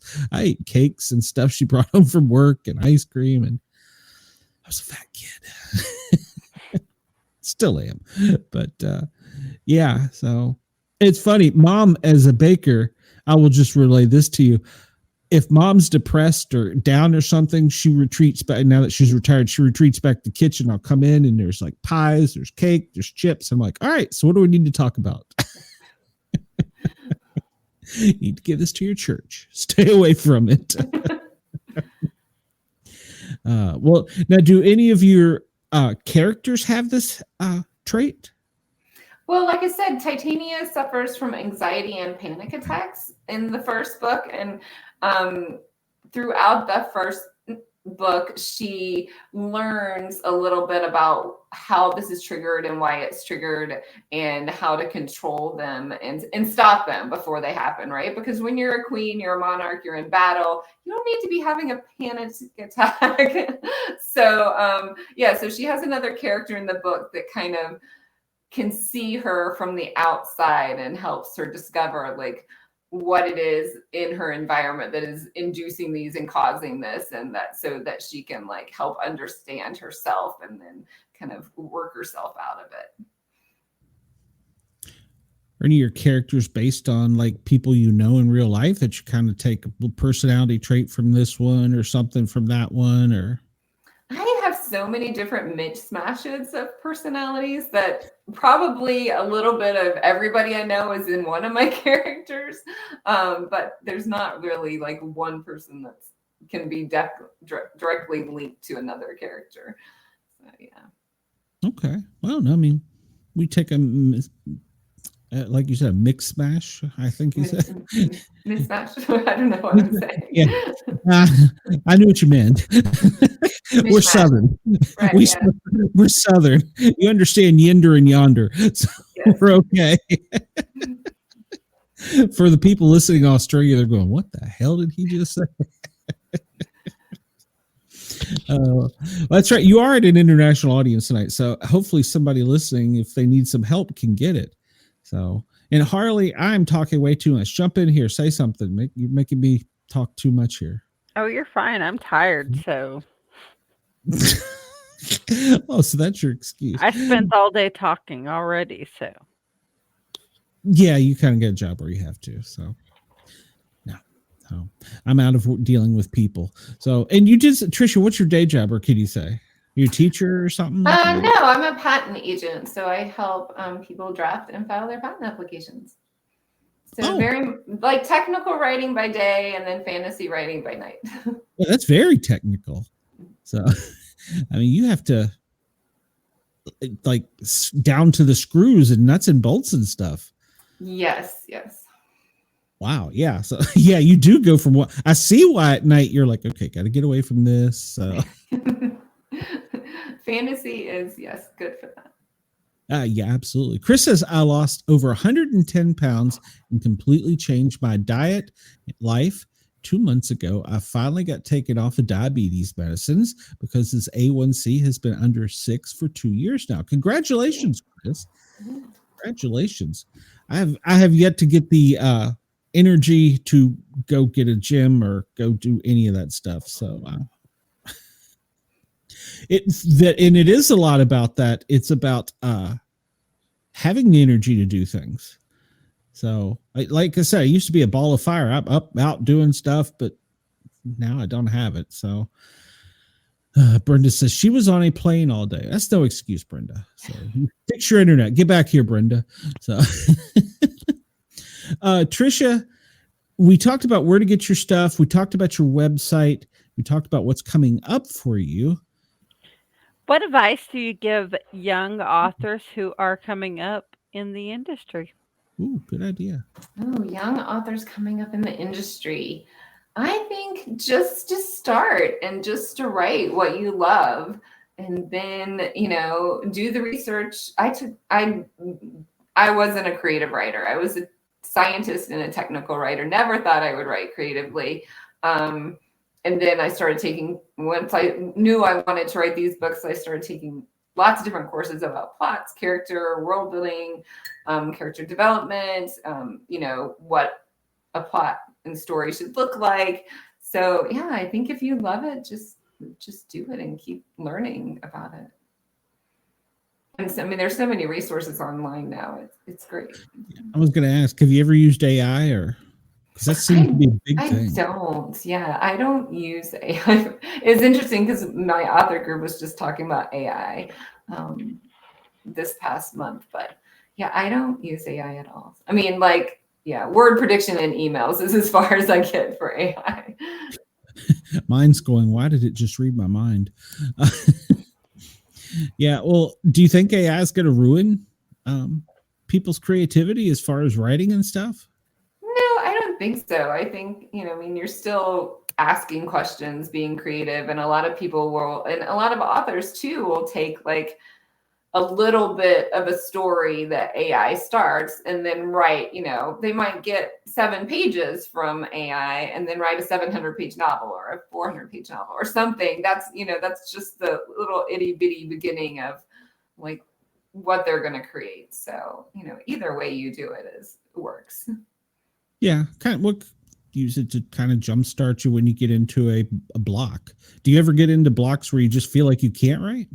I do, yeah. So like I said, there was like 6 months time when I finished my book and when I released it, and I was kind of in a lull. Like I usually write all the time, and I was just kind of like, I don't know where because I didn't have the idea for where I wanted to go next, right? I mean, I had to start to one story, but I think I was like sort of PTSD on my characters. Like I put them through so many bad things that I just couldn't put another character through another heartache or bad thing. Like it emotionally affects me when I have to put my characters through this. So to like think about even like in a love story, when if somebody is going to get their heart broken, I couldn't even go that far, right? So I'm just getting back to writing the short story and writing another romance. So hopefully we'll pick up from there. Awesome. Well, I'm gonna get you out of here because we've probably taken too much of your time, and I got Kay waiting back here. So when you complete the romance, I'm not a romance guy, but will you come back and talk to us? Of course I will. I'd love to. I'm the romance one here. Yeah, that's true. That's true. I read science fiction and comic books. So, Tricia, did you read comic books growing up? No, sorry. I didn't really know that comic books existed when I grew up. I don't know that there was a comic book store in my town. Like, I mean, I read the Saturday comics or the Sunday comics in the newspaper, but I didn't know anybody who read comic books. So I don't even know if there was a store in my hometown or any way to get them. So you're missing some great genres and some great independent authors. So yeah, I've heard that, and obviously now I know about them, but at the time I did not. But I'm told by some of them who've been guests, it's harder to write a comic book than it is to write a novel. I would think so. It was harder for me to write a short story than it was to write a novel. Because I had to go back and I wrote one, and the person for the anthology was like, no, this is not working here. And they had to like help me pare down. Okay, you have one main character, maybe 2 extra characters, and you only have 1 plot line. You don't have 3 going on at one time. So, yeah. So, were you mad at him from telling you that? Yeah, you get a little defensive, and then you're like, okay, maybe I'm not the expert on this. So I was happy at the end. So. Yeah, I think I would get butthurt. I'd be like, no, they're supposed to be doing all this stuff. So it's a trait from your real life. You're always busy. Right. And part of it was an outtake from a book that I was writing, and I knew the characters and I knew everything about them and I knew their world, and somebody who had been reading the series would know the world and understand everything I wrote, but somebody new jumping into it would not know the background or or any of that stuff. So you had to make sure that it was a story unto itself, that somebody that knew nothing about it could jump in and understand. So that's a difference. Yeah. That makes sense. Yeah, because it's hard to jump into the series. Even in TV shows, it's hard to. So, yeah, that makes sense. So, all right, Tricia, well, go feed your kitty. What's your cat's name? Smokey. Smokey. Well, go feed Smokey. We've deprived Smokey for too long, so. Well, thank you for having me. This is tons of fun, and I will definitely come back. It is. Thank you very much. I'm sorry it got off to a scatterbrained start, but. No, enjoy talking to Kay. She's a wonderful lady. Yeah, she's been very patient back here. Hopefully she's not a CIA agent and she's not put a hit out on me or anything. Ooh, yeah. She's a murder writer, so you know. Yeah. So yeah.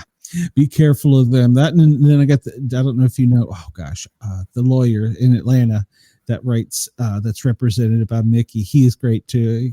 I'll get a lawyer after me too. So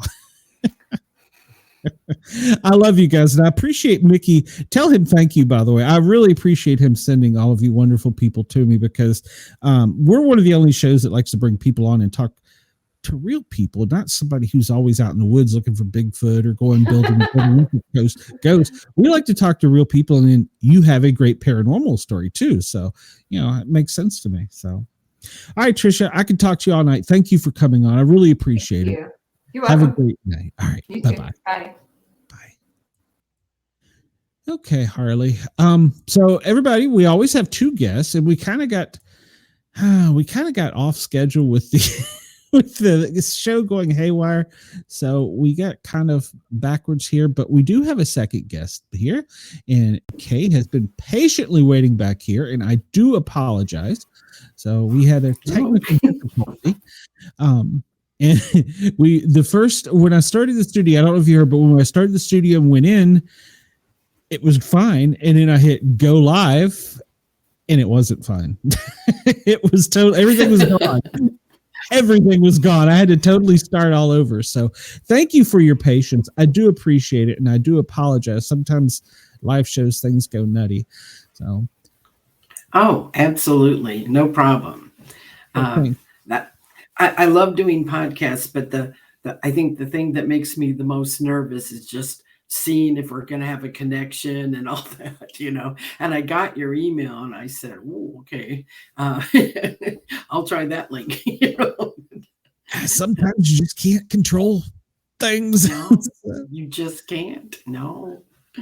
So Kay, I could talk about your book, and it wouldn't do any good too, because I wouldn't do it justice. This is a stunning idea built around the Cold War. Tell us about it. Well, this book, it is fiction because I had to change everyone's names and locales sometimes, but basically the story is verbatim truth. So this story has, it is a spy book. It is a spy thriller, but it's got a whole different feel to it because the situation determines who the main spy is going to be. And in this case, she is an American international opera singer. And she goes over thinking she's on a Fulbright grant to study and get her first apprenticeship done, her international apprenticeship. And in truth, she's been vetted by the CIA for 2 years in graduate school, in the United States. And that is why she gets the Fulbright, and because they need to get her over there. And so she attempts at applying for the Fulbright, and you have to have 3 countries, and obviously she wants to be an apprentice in an international opera house. And so she wants to go to Italy. But what happens is she gets her third choice, which happens to be Austria. And, right from the beginning, that seems weird to her because she's an Italian opera singer. She sings Verdi and Puccini. And here they are going to send her to Austria, where Wagner and all the German, composers are so big. But there is one thing she sings that makes sense why she might be in Austria is she does sing Mozart.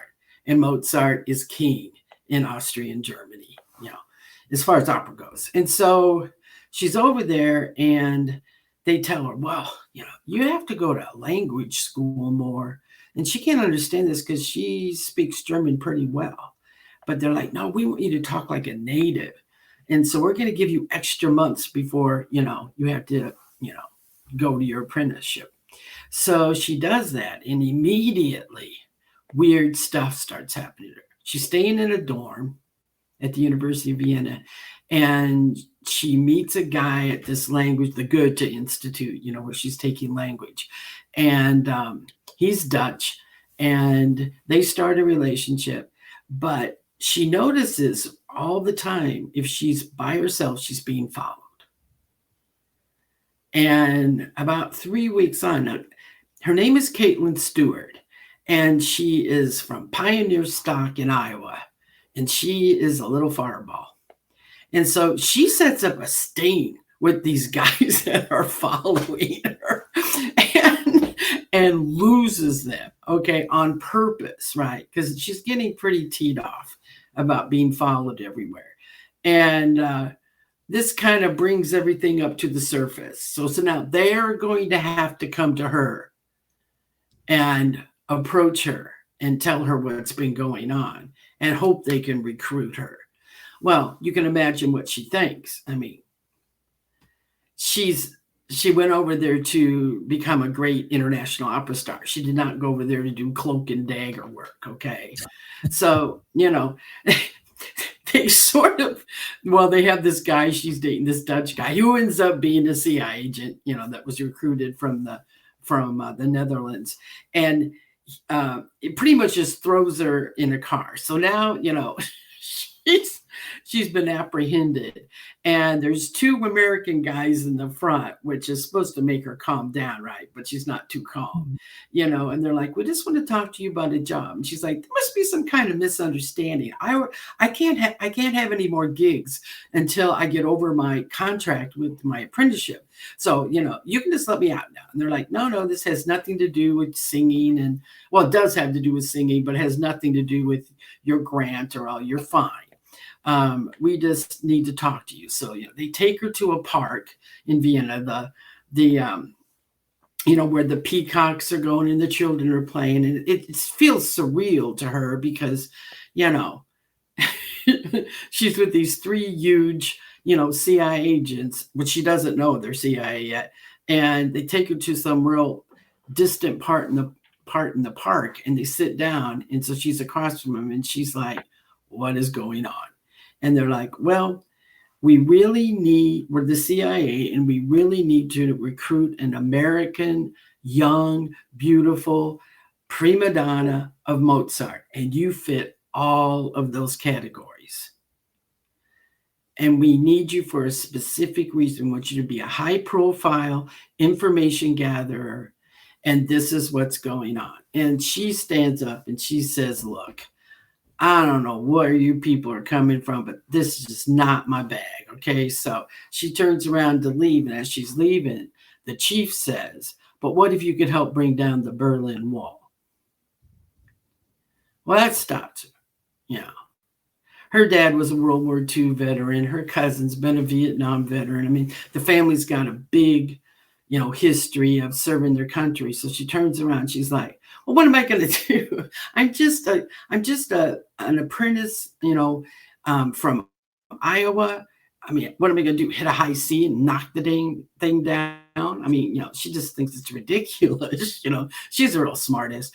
And so, you know, they all start laughing and they go, "No, but you got all these things that you can do we can't do.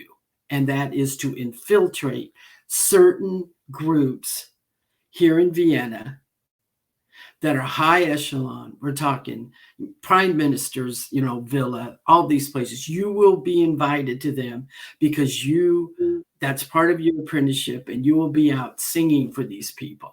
And you've got the gowns, and you've got the jewelry, and you've got all the trimmings that goes with an international opera singer.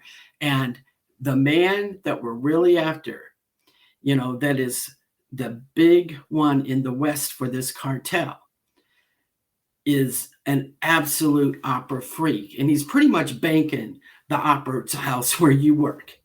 And I'm like, "Oh, okay. I think I may have met him." And they're like, "Yeah, well, he's a pretty bad dude." So what's going on is that the USSR lets all these countries go at the end of the Cold War. If you remember, Czechoslovakia, Romania, et cetera, okay? Well, when they do this, they leave no infrastructure whatsoever for these people to continue. You know, I mean, basically their whole societies just crash and it's anarchy. And the Russian mafia runs in, and I mean, people don't have any jobs. I was staying in Budapest where I did not have running water or electricity on the same day. There was nothing to eat. You go to restaurants, they would not have food. People did not have food. So what are people going to do from all these countries? They're going to pack up what they can carry, walk, take a train, whatever, to the nearest Western country at that time. Well, for a lot of them, that was Austria. So now we've got a perfect storm brewing because the prime minister at that time was Kurt Waldheim, and he ran on what basically was a Nazi ticket, and he won. So that kind of shows you the political climate of the people of Austria. Now, do you think they're going to want all these poor refugees rushing in? Do you think they're going to open them with the, open arms and say, oh, here's jobs, here's housing, blah, blah, blah? No, of course not. They say, go away. So groups like the Catholic Social Services and Mennonite Relief Fund and UN and Red Cross go rushing in, and they put up these huge, tent, refugee camps on the side of Vienna. And there the people sit. And every day, if they try to leave the camp, the Austrian, people are just like, throwing things at them and trying to have them arrested and, all this stuff. I saw a thing myself. I was there at the time, and I went to the grocery store, and some lady came running up to me as I was parking my bike. And she said, I don't know what she said because she was speaking in some Slavic language I couldn't speak. But she said, I need food for my children and myself. And so I shook my head yes and started to walk to the store, inside the store, and there was police there guarding it. And one policeman pulled me over to the side, and we had a very unsavory conversation in German about, if you blankety blank blank buy her one thing, I'm going to arrest you. Oh, wow. Oh, yeah. And I said, hey, Buckwheat, I'm an American, and I have a right to buy food for anybody I want. If you arrest me, this is going to be a big deal, okay? Because I'm somewhat of a celebrity. So really back off. And so I went in and I bought the stuff I thought they needed. Come back out, and now he's pushed her way back, into the parking lot, and so I'm like trying to find her, and so I see her, and she's waving, and so I walk really fast, with because I had the stuff in my bike basket, so I'm pushing my bike really fast there to get it to her, and he comes running behind me and grabs me, and I know martial arts, okay, so I'm like, back off, buddy. I'm gonna do something to you. And so I thought I was gonna have to fight this guy. And so he lets me go, and I give the stuff to the kids. They run away because she's got a baby in her arms, right? And then she's just trying to, I'm like, no, go, because I'm afraid he's gonna hurt her.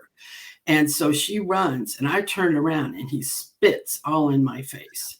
Oh, hell and no. Calls me a blankety blank blank American.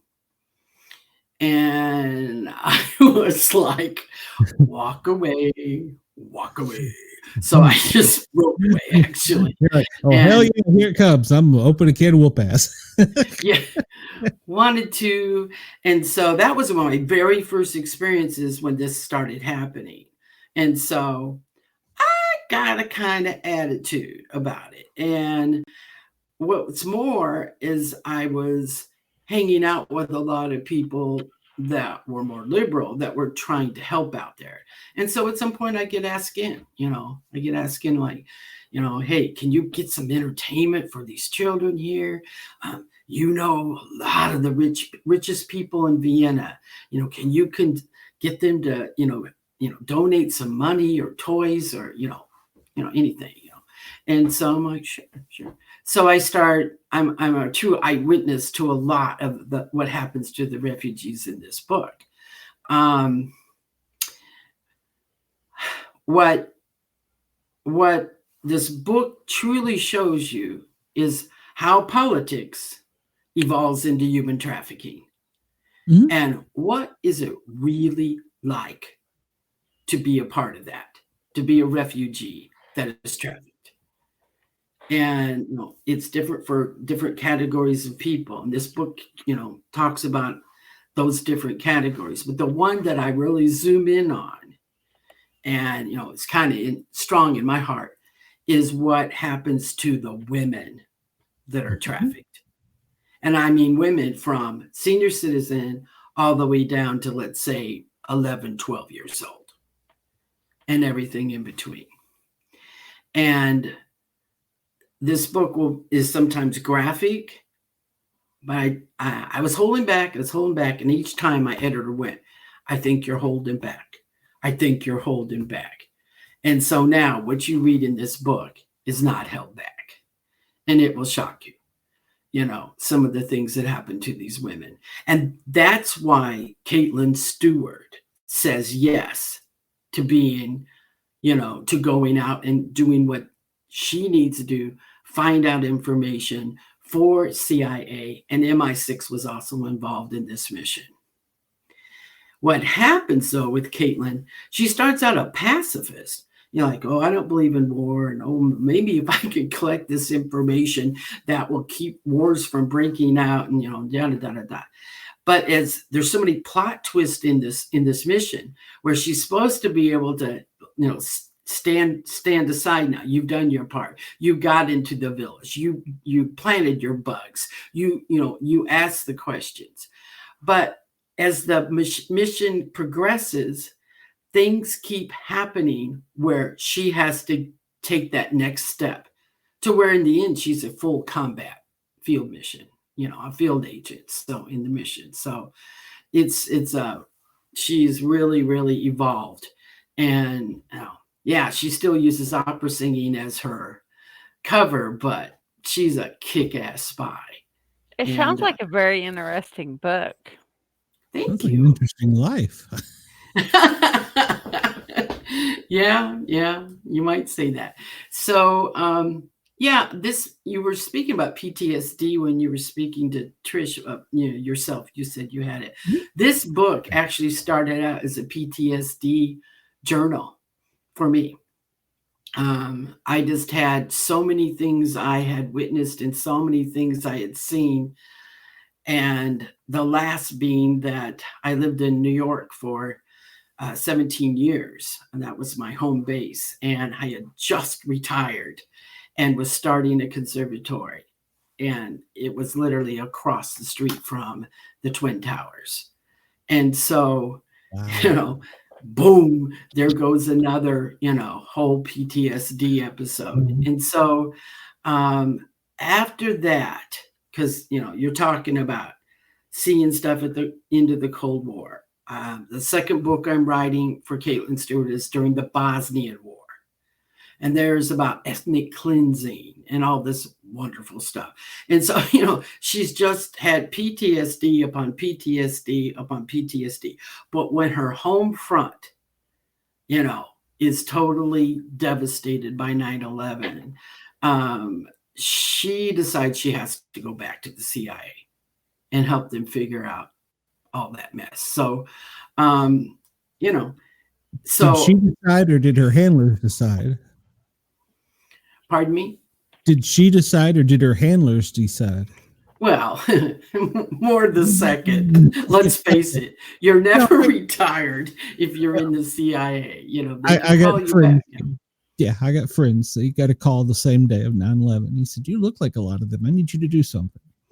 Yeah, and I don't think anybody was going to say no on that day. But so anyway, so I'm in this whole PTSD situation, and I finally decide I'm having so many panic attacks, and insomnia is like crazy, right? Mm-hmm. And I've moved back to the Midwest. I'm trying to, start a new school, and it's really kicking my butt. So finally I hear of a really good treatment center down in Waukegan, Illinois, that's at the Navy base. And since I had never been in the Navy, there had to be a little shenagle. So it was like, okay, I'll come and do music therapy there free if I get to do some of this therapy with you, kind of thing. And I did music therapy and I did art therapy, and that was doing well, and regular therapy. And then, he suggested that I write a journal. So I started writing this down, and I just started from the beginning of what I thought was the first things that really got to me. And I started handing them to him or his intern, and I got really good reactions from both of them. Were like, wow, you should make this into a book. I'm like, look, I'm an opera singer and I'm a teacher, and that's all I've ever done in my life. I've never thought about writing a book. I don't think so, But after about 6 months, I kept talking to my folks and, my peeps about it. And they were like, you really should. We've always wanted to have this whole we just got little pieces from you, like, oh, yeah, this, oh, that, blah, blah, blah. We don't know what that means. Why don't you write the whole stories down, And so I was like, well, and so I started trying, I was a very busy person. I was still singing. And I had a big studio and lots of students, but I said, well, maybe I can just take a little bit at night and start trying to write this. Well, that was going pretty slow. And then something in my own personal life happened where my mom got really sick it's a type of Alzheimer's. It's called Lewy body. And I had missed so much being with my mom as an adult because I was always somewhere and sometimes not able to even talk to her, that I decided I wanted her to move in with me and I would take care of her. And so that kind of put a lot of other things on hold. And I found that doing that all day, I needed an escape. And so this book was sort of my savior to wash away what had happened that day. And so I really dug into it, and I wrote a whole book because I seriously didn't know what I was doing. So I just wrote the whole 90,000 page, book. And then I go, well, I guess I should have some professionals look at this and see what they think, So I was really lucky to be close to UW-Madison. Lots of writing professors and such there, and authors and all. So, I knew a couple of them. They said, well, for that genre, I'd say go to this person. And so I handed this woman this book, and she was like, you wrote the whole book? I'm like, yeah. Am I not supposed to do this? She's not usually, no, but that's okay. And so I said, well, I'll pay you if you just read the whole thing and, make some notes and let me know. So, she got back to me in like a month. We met for coffee, and she was like, okay, this is the deal. This story is amazing, but you really don't know how to craft it. And I'm like, okay, I'll buy that. And she said, so I would suggest some classes, that you could take and find out more about how to, write a book. And so I did so. And I was encouraged but I was scared because everyone at those classes already had lots of education in writing, had been writing for years. And here I am, the opera singer walks in, don't know a thing, right? And so I was really scared. And then they said, oh, we'll be reading a little bit every time. And I'm like, oh my God, they're going to read it in front of someone, And to my surprise, my book became the real popular one in that class. And at the end, the professor even asked if I would like him to co-author with me. And I thought, well, I'm a businesswoman now. See, I've been around the world and I've done a lot of stuff. And so I'm like, well, I may not know about writing, but if this guy wants to be a co-author, I got some, right? So why should I share that? I don't think so, right? And so I just need to learn how to do it on my own. I'm kind of an independent person. So I said, well, thanks, but no thanks. And then I took James Patterson's masterclass, and that was the real turning point for me. Oh, wow. Yeah. Someone gave that for me for Christmas. Yeah. I have read every one of his books at that point. Okay. Loved him. My whole family loved him. Watched his movies, whatever. So I get a TA, in this masterclass. And he's like, wow, this is really out of the box opera singing spy. Who'd have thunk, And I'm like, oh, sometimes,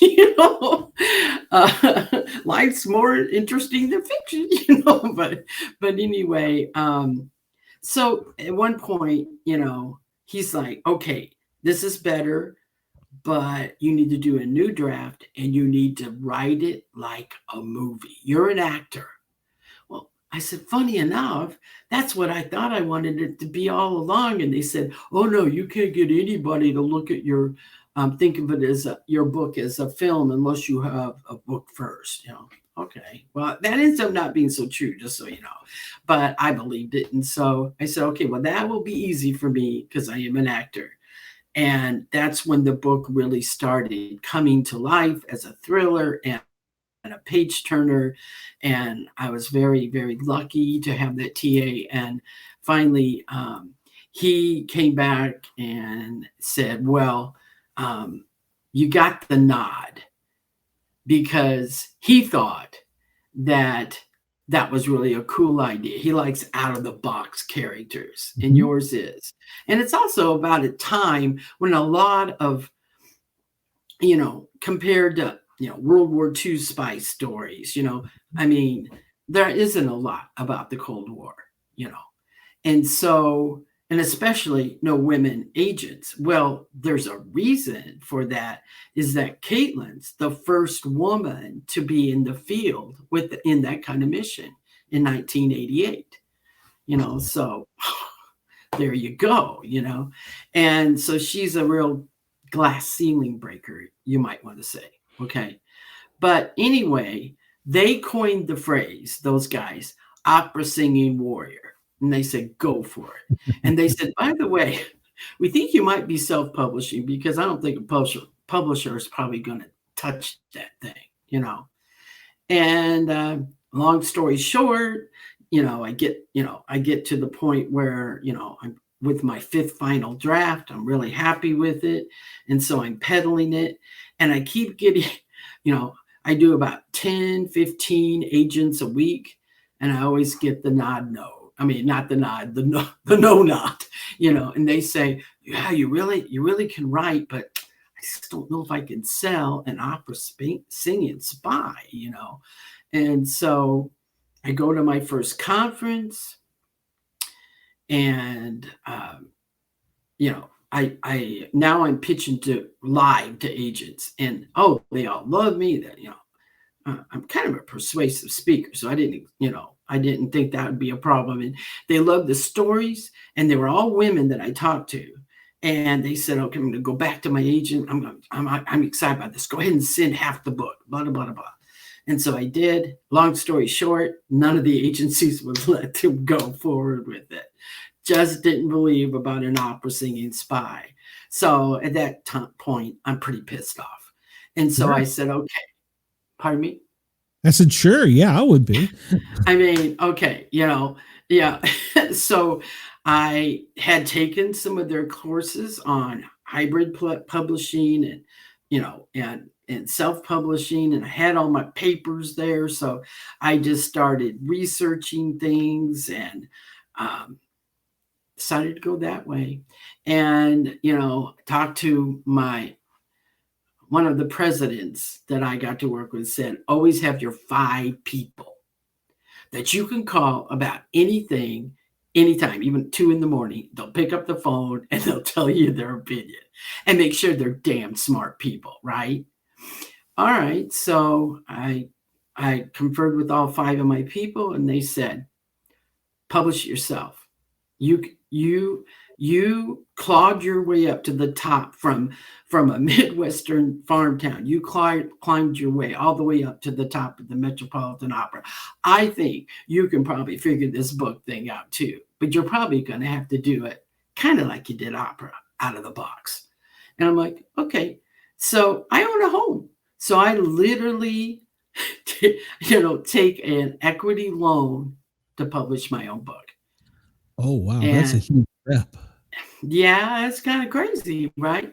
You got to really believe in it. But I already done it when I got here the first time to start a school. And it really ended up going, really, really well. So I thought, what do I have to lose, And so I did it.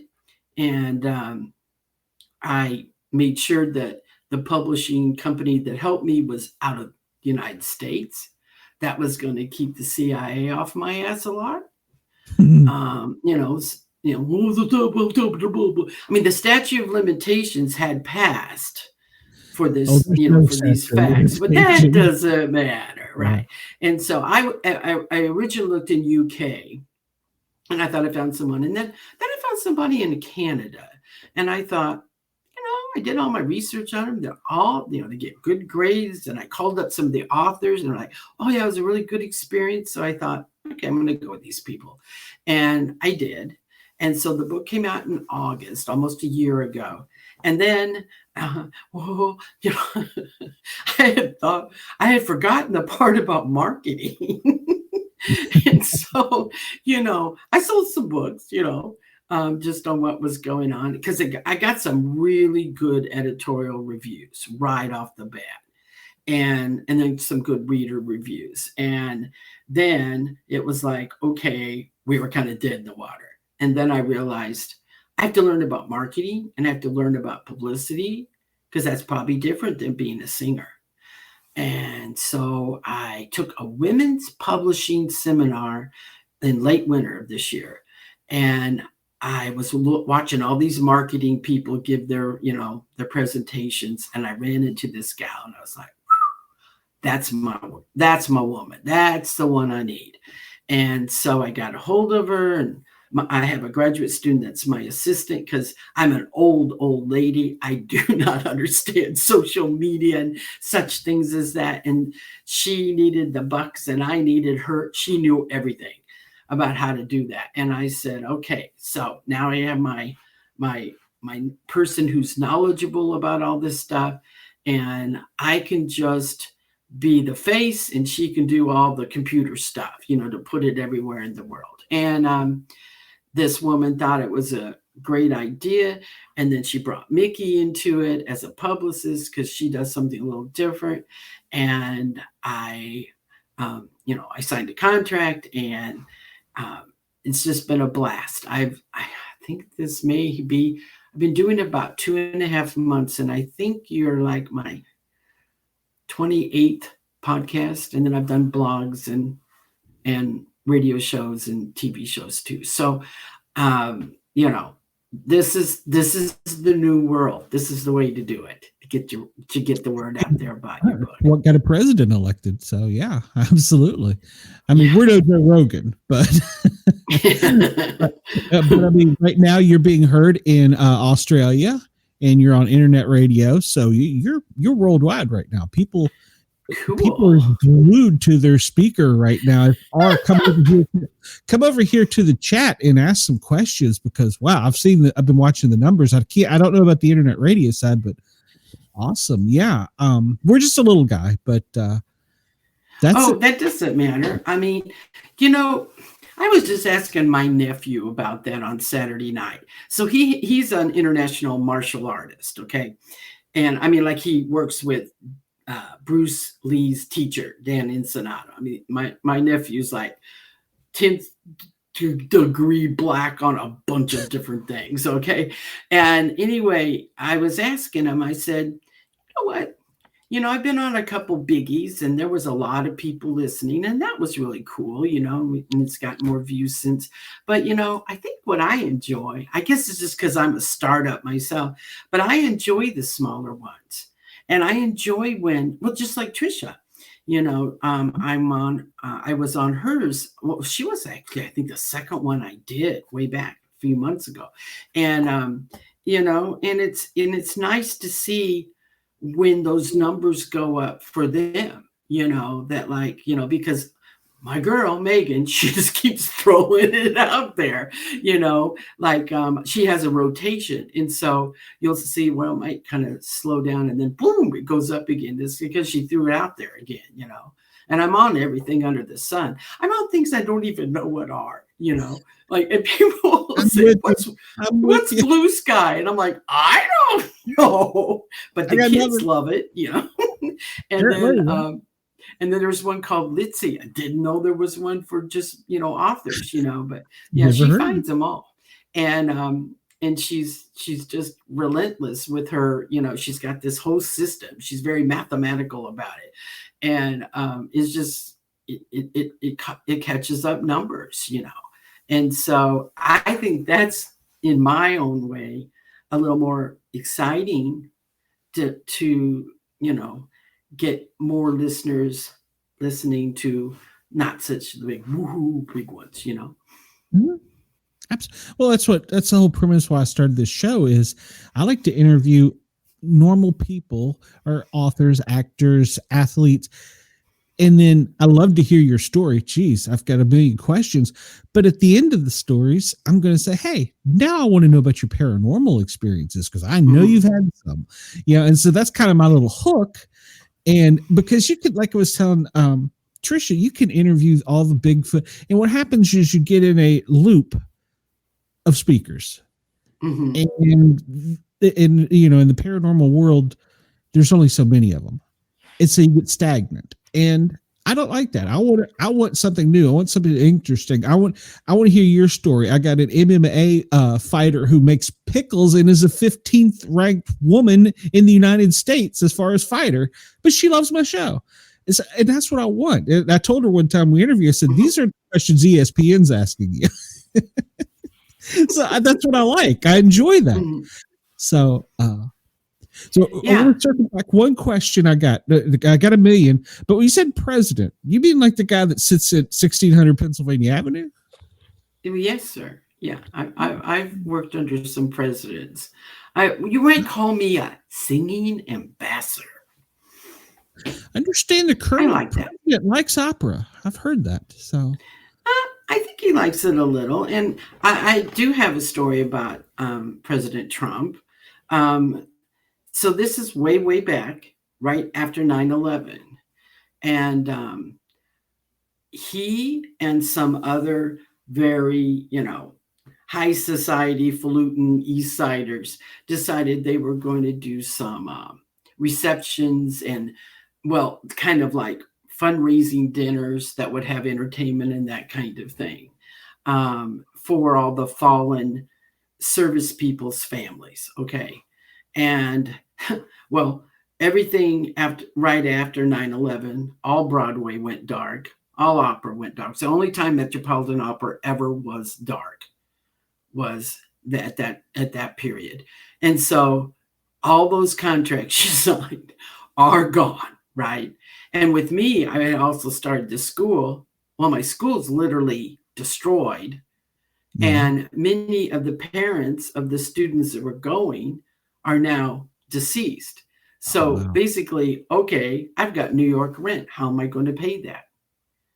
And my nephew's living with me, and he's college age, and so I have his responsibility too. So it's like, yeah, I'm going to do anything I can do.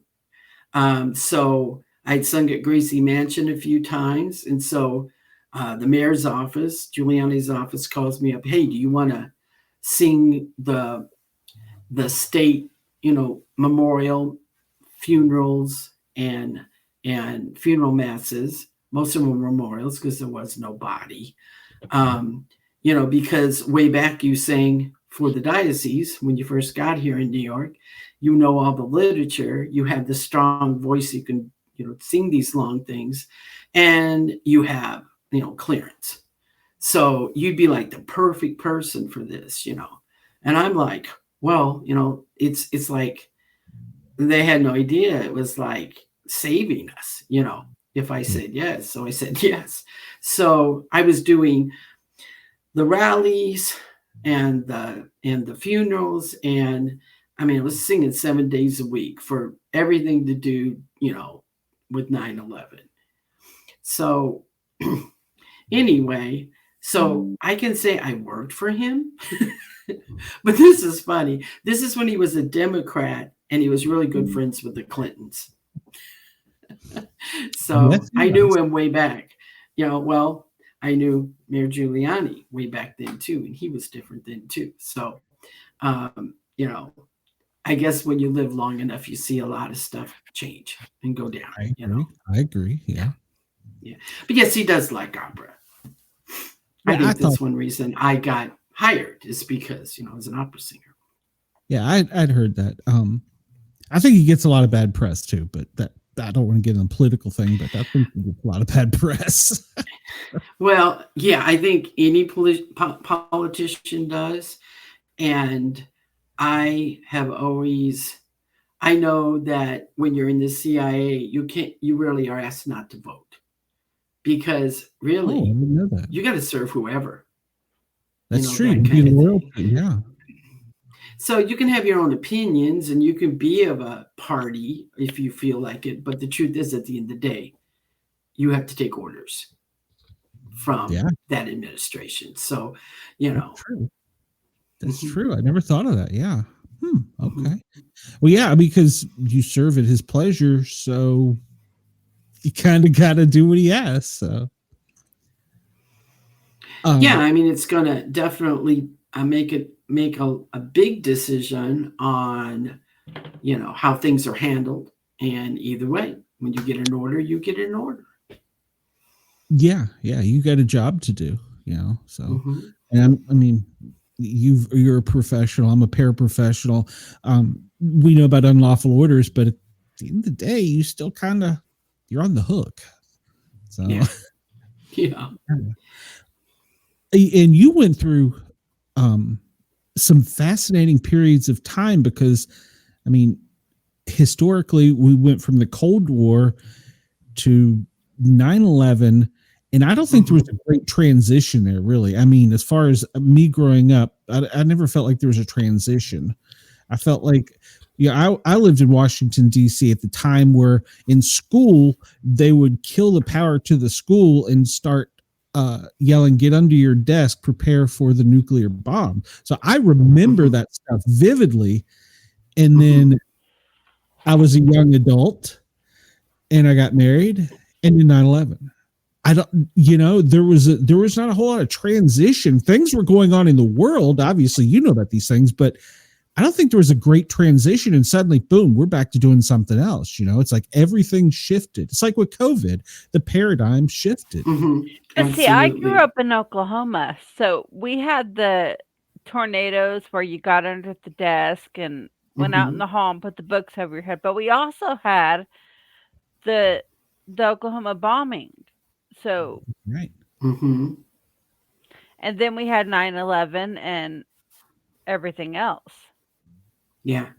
Yeah, I look at the bombing in Oklahoma, if you're looking at, domestic terrorism, that was a huge turning point. I remember that I was a young adult.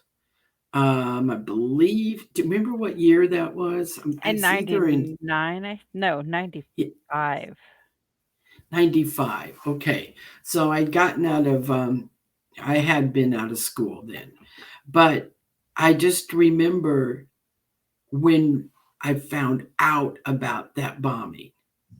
To me, that was something that, you didn't think about that would never happen. My elementary school that I was going to at the time, because I was in second grade, it shook the whole building when the bomb went off. Wow. Yeah. Wow. You were that close. And my mother and my stepfather at the time was supposed to go downtown that day to get their marriage license. The day that the bombing happened, everyone told them that was a big omen not to get married. Yeah, they got divorced. Not many years after that. Yeah. I just watched a documentary not too long ago on the bombing of Oklahoma City. And I think that we, it's been kind of pushed over to the side a little, since 9/11 and things like that. But I think that was a terrible travesty. And like I say, I think that was a huge turning point for, America. And Timothy McVeigh's last meal was 2 pints of mint chocolate chip ice cream. I never knew that. No. Well, we did the whole serial killer's last meal on the asylum, and he was in that list, and his was 2 pints of mint chocolate chip ice cream, and that was it. That one stuck with me because of the fact that I grew up not far from where the bombing happened, and it affected us. Of course, absolutely. What I remember is those pictures of the first responders with those little kids that came out of that will always be in my mind, of those small toddlers. Like the buildings around where it was, you could see some of them still have the burn marks on it. Today, you can still see that? Yeah. Wow. Dang. Yeah. Well, I was in New York. I was living in New York when 9/11 happened, and I will never be able to erase some of those first day images that I witnessed. And absolutely, I have to tell you,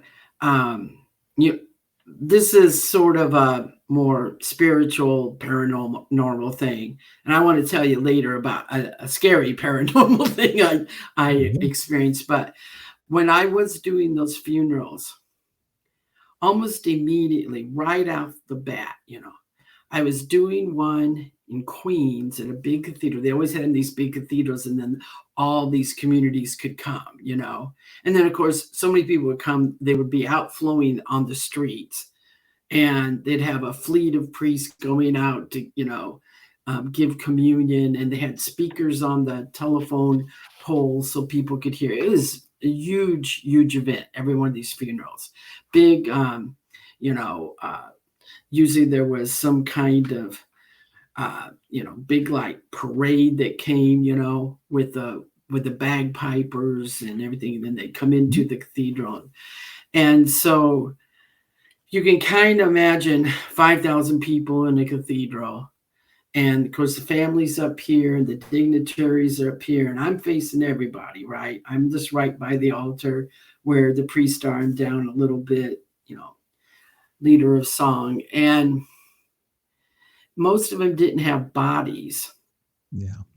So they would take huge pictures. Usually they're what I would call, I guess, official pictures of if they were police or firefighters or whatever they may be, because, they'd be in their dress uniforms, and they'd put one on each side of these huge altars, right? So one of them's real close to me. I'd always be standing by one of those great big pictures. And every family, they would pick the music, and every offertory was always Schubert's Ave Maria. I sung that every time. Okay. I mean, I could just guess before I even looked at the list what the offertory would be. And so about the third funeral I did, so it was early on, it was a Hispanic firefighter that had lost his life, and he had a very young family. He was probably in his late 20s at the most. Okay. And so he has this little, I'd say 5-year-old girl, and she's in this beautiful little dress, and the family's here in the pew, the pew right, the very beginning of right here. And everyone's shifting around because it's offertory. And all of a sudden, I start singing Ave Maria, and I see her go in front of like her grandma, and go in front, front of her mom, and and all of a sudden she's in the aisle, and like her mom tried to catch her, and she's just walking right up the steps of the altar. And 5,000 people, including that day, the vice president, of course, the mayor, all these dignitaries, everybody's staring at this little girl, right? And we're singing, and she comes up to the picture, and she puts her hand on what would be his cheek. And it's one of those spontaneous things that happens where everyone in the congregation just starts sobbing, right? And that energy, to feel that energy come at you, and you're trying to get through this singing, And so I learned very quickly how to sing and swallow tears at the same time. You know, and I'm just like, I'm looking up at, you know, way up in the loft where the organist is, and he's got a rear view mirror type. I'm just like, I don't think I can keep going, you know. And so I stopped. And about that time, she turns to me and I lean down and she says, "Don't stop singing. That's when the angels come see my daddy." Oh my gosh. And I'm like, okay, this poor child. And it just breaks my heart. But I turn around and I start singing again. Many people that day said they saw the very same thing, including some of those dignitaries. When we got in the helicopter to fly off to the next one, they said, yeah. And there was another one where there was many sightings of Mother Mary. Because, you know, when you're singing Ave Maria, sometimes they'll take the flowers and go take it to, you know, Mary's, you know, and lay them at her feet. A lot of people saw her hanging out. And so it became this kind of side story that New York One was doing about these angels showing up or Mary showing up, you know. And it got to be like one day I had a hardware problem and I had a day off, and I said to my nephew, we got to go get this fixed. We got to go to the hardware store. So we went out to Great Neck and we were going to this hardware store. I walk into the hardware store and the people are at the counter in the back, and all of a sudden they come running to me. They're all running to me. And I'm like, what the heck, you know? And then they like grab me and hug me. And they're like, my God, you're the lady who sang at my nephew's funeral. He was killed in 9/11. And they're like, wow. and then they're like telling me that they see these things, right? And so this just got to be where I did not question it anymore. I really believed something was showing up at those things. And I think sometimes music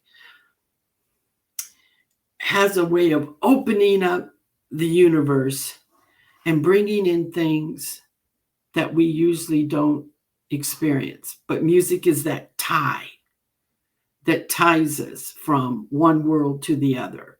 And it just sort of breaks and does it. And I think at the most poignant times like 9/11, that can happen. So that's a cool paranormal story I have. Someday I'm going to take the time to write a book about singing those funerals because it was pretty amazing. Yeah. And that's also, as a first responder, I can say this, that stuff gets on you. You know what I'm saying? You feel that emotion. You feel that energy. You were talking about one of the things you remember as a firefighter. I'm sure you've probably all seen it on TV or heard it. There's a noise that our air packs make if we don't move after 30 seconds. And it's a very distinct, high-pitched, shrill noise. And it's designed that way intentionally to get somebody's attention. That's why you always see firefighters were shaking our butt because we don't want the damn thing to go off. That day, no, it's a true story. That if you ever watch it, if you ever see a fire and they're wearing the air packs there, they're wiggling every 30 seconds. You got to move that thing because it'll beep. And if you hear that beep, it's up here in your ear. You know, shit, I got to move. That day, out of all the horrible things I remember, there was hundreds of those going off. Nobody caught that but us, the first responders. We knew exactly what that meant. And that was one of my worst. I still have not been able to. I knew friends. I had friends that were firefighters with FDNY. I still have not been able to read a lot of the books about 9/11 or watch the documentaries and stuff. I can't do it. It's hard for me too. Yeah.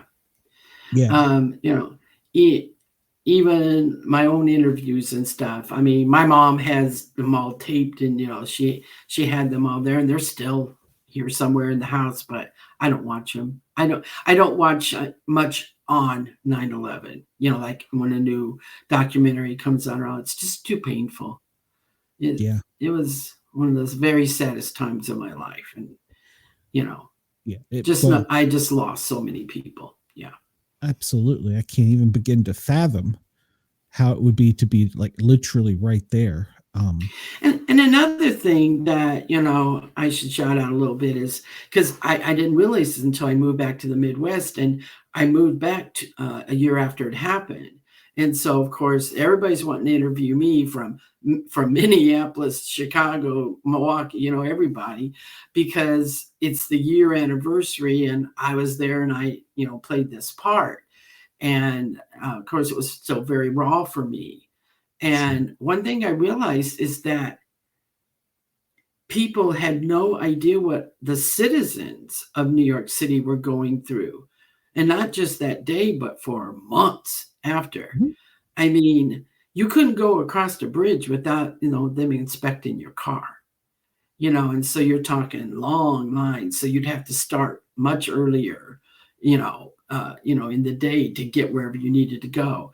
My mom, it was my birthday on the 15th of September. My mom was trying to cheer me up, and she said, why don't you like to go out to the air quality in Queens was awful. So she said, let's go out to Jones Beach where there'll be a breeze, we can walk the boardwalk. And so we started driving out there on the Long Island Expressway, and man, it seemed like everybody had the same idea, but we finally got there, and we had to park on the other side of the highway, which we never had to before.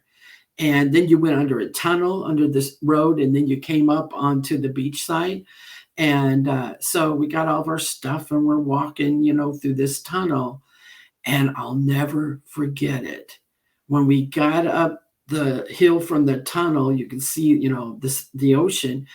And on the whole entire horizon of Jones Beach, there was just one Coast Guard or Navy battleship after another. I mean, there was hardly any room in between them. And that was so weird to see that, because I've been out there so many times, and to see that, you knew you were in a war zone. Absolutely. The morning of, I had a big opera gig the night before. My mom happened to be visiting of all times. So she got up much earlier than I did because I'd been out real late. And all of a sudden she comes in my bedroom and she wakes me up, and I'm like, Mom, I told you I wanted to sleep. I didn't get to bed till about 3 a.m. She's like, no, you must come right now.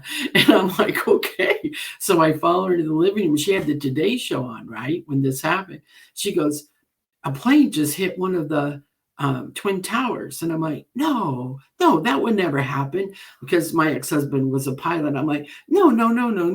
They would go into the river. They would never hit a building with all those people in it. And she went, but it happened. And I'm like, Mom, that's terrorism. That's not an accident. And about that time, number 2 hits. We both see it on the screen. And I said, we're at war. This is red zone. Yeah, and I just instantly, with all my training, went right into, all right, collect water in anything we have, shut all the windows, because we didn't know, what was in the air, what were they going to do to the water. We had no idea. And unfortunately, a lot of my family had passed away by then, and everyone in my family that was alive was myself, my nephew who lived with me and going to college, and my mom, who was visiting from Illinois. And that it was a terrible feeling to think that because of me, they were there, and now I was on an island and I couldn't get them off. Wow. But your instincts kicked in. And, when I was in a training class, it was a CPR instructor course that morning, and they said, you need to take a break and get out here and watch this. And so we were watching it, and we were back and forth talking about, and I really didn't know a lot about pilots, but I'm going, man, how do you make that mistake? We're kind of bantering back and forth. And about that time, the second plane hits. Mm-hmm. And in my mind, in my mind, I was trying to process how 2 pilots could make that mistake, but coming out of my mouth, but coming out of my mouth was intentional. But I was literally trying to think, are there 2 pilots? That's stupid. I was trying to process it, but I was going, no. And in fact, some of our, and I still have it, one of the FEMA textbooks from way back has a picture of the Twin Towers with a bullseye on it. And that was one of our books from, well, I'm showing my age here. Would that be the late 80s, I guess? So. Well, they had tried to bomb it a few times before, remember? It was in the garage and, so yeah, I mean, I can definitely see why that picture you would have seen that, because it was one of the main targets in all of the United States, I would say. They went to slap Western culture. So, but I could keep you forever. You've got an amazing story. You've got an amazing book. And like you said, you're never out. And luckily, you didn't have to hand your book off to somebody and say, here, read this for me. I like that. So it's no. And working on the second book right now. Don't know exactly when I'll have that. I'm really busy right now. Fighting the bad guys. So, but I am working on the second book when I get a chance, and I'm hoping. I believe that one is my favorite. It's going to be a trilogy. So this book was about the end of Cold War. The second one's about the Bosnian War, and the third one is about 9/11. So the second book's Mission Impromptu, because she goes totally rogue and tries to go save a bunch of orphans, and so she's arrested in the end and everything. But it's a really good book. And her sidekick that time is a priest that has went AWOL because he got mad at the Catholic Church. And so they've just went off on their own, and they're going to try to keep these kids from being massacred. And so that's my favorite book. That's Mission Impromptu. And then the third one will be called Mission Homefront, because that's all about 9/11 and how she gets tied up in all that. Absolutely. I do a daily news show, and I went off on a rant today. We were talking about, I'm sure both of you have seen the picture of the little girl from Scotland that had to pull a large knife and a hatchet in order to keep grown ass men off of her. Foreigners that had been brought into her country. They arrested her, the child, the 14-year-old that was protecting her and her 12-year-old sister. There's something wrong with this world when we get to that point. So yes, I went off on a big tangent, and I'm on leaning more to a side that I'm not on a popular radio station, and got some flack for it. But anytime you mess with, I have 3 rules: old people, this is a paramedic, old people, kids, and animals. Yeah, I mean, those are my 3. Yeah, and that's why this book, it's a lot of times people that are, pretty much helpless, and these people just treat them worse than animals. And a lot of people don't realize that's still going on, and we're funding it. Yeah. So the International Labor Organization says that 21 million people are being trafficked right at this moment. 21 million around the world. Mm-hmm. And it's everything from senior citizens down to babies, right? And people say, oh, well, I haven't really seen it myself. It's not my backyard. Well, I live in a small college town now in the Midwest, in the upper Midwest, 17,000 people. And 2 months ago, their weekly paper, on the front of the weekly paper, were 7 men that were charged with several counts of human trafficking, prostituting underage, etc. So, sorry, folks, it's in your backyard. Open your damn eyes. Exactly. Here in Knoxville, Tennessee, I'm visiting my mom. I live in Atlanta, and Knoxville Police Department, along with Homeland and I guess the FBI and whoever else, just had a sting and rescued a bunch of girls here in East Tennessee. And everybody's like, oh, it doesn't happen. It happens everywhere. It does.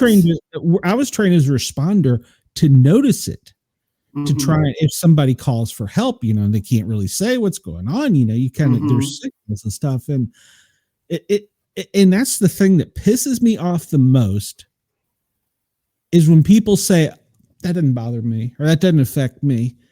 What the hell's wrong with you that it doesn't? That's a child, or it's a human. We could just go, it's a human, but I specifically say with the children, what's wrong with you? So, side question.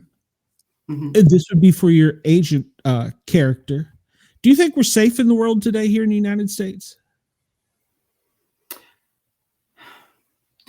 Well, that's a tricky question. That's a tricky question. Well, let's put it this way. Sometimes my more liberal friends, get a hunch that they need to leave the United States and go live somewhere else, and that could be wherever, because, well, I just don't agree with it anymore, blah, blah, blah. And then before they do that, they come talk to their friend Kay, and they ask, okay, what do you think about that? I'm like, look, I've lived in a lot of different places, through working visas. Okay, so I was literally living there. And I can tell you right now, I've enjoyed some of those places, and I've really not enjoyed some of those places. But for me and for my loved ones, I'm still going to bet on the United States over any other place for safety and for human rights. Okay, it's not good right now. It's not the best we've had, but it's still better than what I've seen out there. So yes, I relatively think we live in a safe place compared to most places. And I'm glad I'm an American, and I'm glad I'm able to be here. Absolutely. And my partner is someone who fought very hard. He's a South Asian to get his citizenship. And, it's really wonderful to see someone that's been a citizen for only 4 years, to see how much he appreciates it. I think that's what really enforces it for me, because he comes from not being an American to an American, and he says he never wants to leave here. So yeah, that's what I think. I mean, we got a lot of work to do, but we're still a damn good country. I agree. And, we can fight left, right, Democrat, Republican, whatever. But if something major happens, we always come together. Yeah, we're going to be kicking their ass. I saw that in 9/11. I had neighbors that would, because we had kind of, different ethnic groups, like big Jewish area in Bayside, and we had Koreans, and they kind of kept to themselves and blah, blah, blah. You should have seen what happened after 9/11.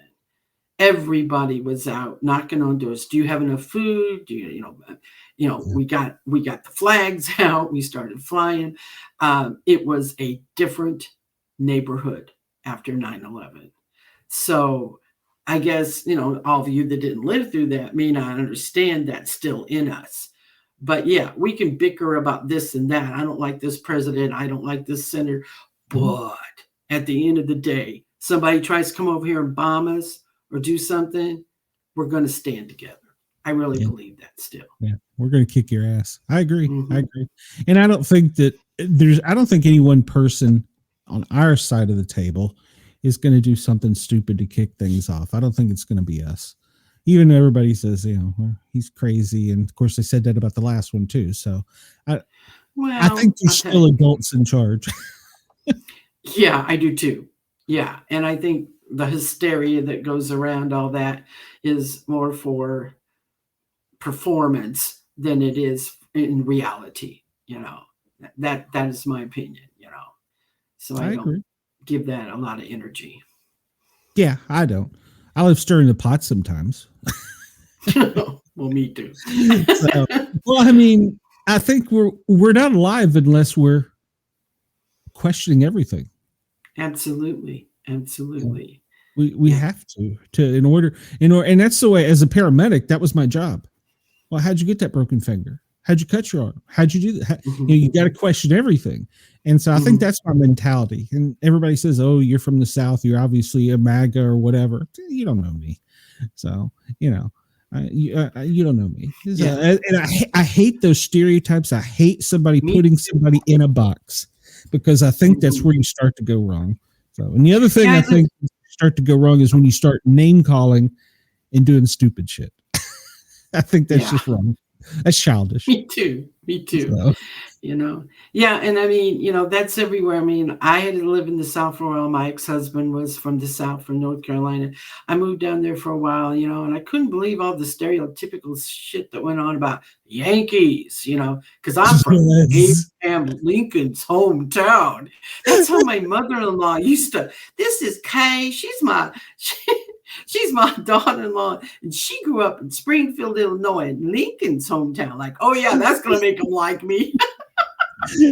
And and he kept telling me that these things were prevalent, but I met him in graduate school, and it was in Kansas City, so I didn't know, and I couldn't believe him.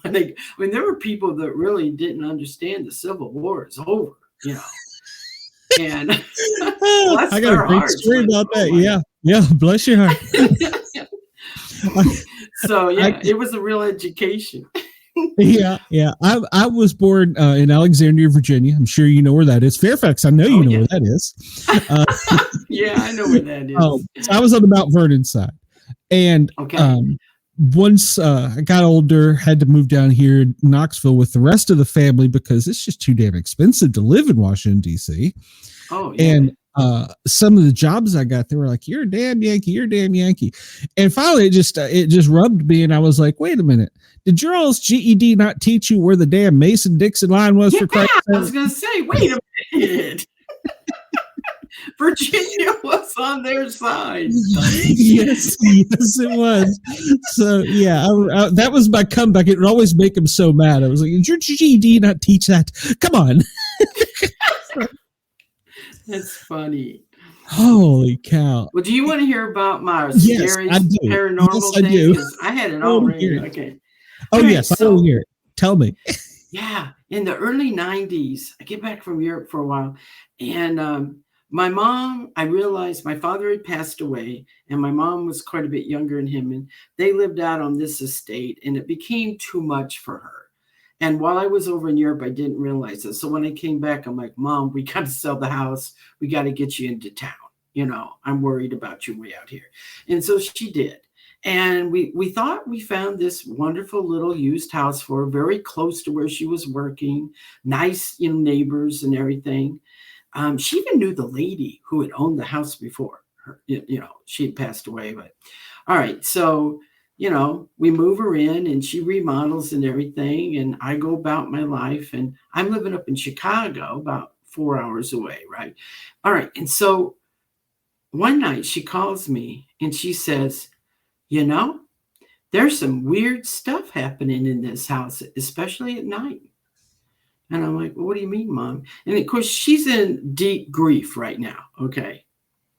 I had no idea that my mother was like the mother of mediums, okay? I had no idea until this moment, right? And she said, "Yeah, I think about your dad a lot, and sometimes I think he's near." But she goes, "There's some other bad people coming in here." And I'm like, "Mom, what are you talking about?" And she says, "Well, for instance, I'll be just sitting in the living room, and behind me is the dining room, and my father had been a furniture maker by hobby. He made this big corner cabinet for her, like she could shelves all the way up, and she had all of her beautiful crystal things and figurines and all, Hummels and all that stuff, And she says, and something will just fly off and just with such, veracity, it just, smashes to the floor behind her. And I'm like, "Okay, that doesn't sound good." And she said, I'm like, "Yeah, I'm going to be back down this weekend to check this out." Okay. And so I drive down, and and so, we have dinner, and I'm swearing this is the truth. And we actually had paranormal group come in right after this, okay, at the university. So this is all true. All right. And so we're in the kitchen part, just eating, and we're talking and had a glass of wine and stuff. And all of a sudden I hear this music coming down she had a furnished basement. and you can hear it coming up the stairwell. And it sounds kind of like 1930s radio show kind of thing. You know what I mean? And so I opened the door from the kitchen to the stairwell, and now I can hear it's not only music, but it's like this couple talking like at the end of their day, and they're sitting and listening to radio. Some like old farm couple or young farm couple or something, right? It's like two people talking and the music in the background. And I like back up into the kitchen. And I'm like, have you heard that before? And she said, yeah, one other time. She said, I do have a radio down there, but it's unplugged. Wow. I know. Okay. Maybe she's forgetting something, you know. Well, she wasn't that old or anything. She didn't have dementia at that time. But I was just like, oh, I don't know how that would work, you know, being all scientific and all, you know. And so finally, I go get a ball bat because we don't have a firearm in the house. Right? I go get a ball bat. And I'm like, okay, I'm going to go down there and see somebody's down there talking, right? Because I can't stand this anymore. So I have the light on in this stairwell. I go down, and when I get about 4 steps down to the bottom, everything goes off. So now I'm just standing there. And I'm like, oh my God, there was somebody down here. And I'm like, you know, what do I do now? Do I go find him, or, you know, because I have to go down and then turn to the left, or do I run back up the stairs and call the police, you know? And so I decide I don't want to go in there. So I turned around and I start to go back there, but I'm backing up, right? Because I don't want anything coming at me. Never turn your back. Yeah. As soon as I go up a few steps, boom, it all starts up again. So I gotten far enough away, right? And I'm like, oh my God. So now I like motion my mom down there. I'm like, every time I go down, they shut up. Every time I go up, because I tried a couple times, right? And I'm like, this is crazy. And right. So she says, well, you know, I've had other experiences in my life. And she takes me to the kitchen, starts telling me all this stuff. And I find out, that's what I find out. She's just like this channel or something, right? This has been happening to her for years. And I'm like, Mom, this is all kind of freaking me out. Can we just go to a motel tonight, you know, and then we'll figure this out in the morning? And she goes, well, that make you feel better. And then I thought that was kind of ridiculous. And that's when the bad guy shows up. And those people were harmless, and the off the shelf, well, you know, it broke something, but, you know, it's not the end of the world, right?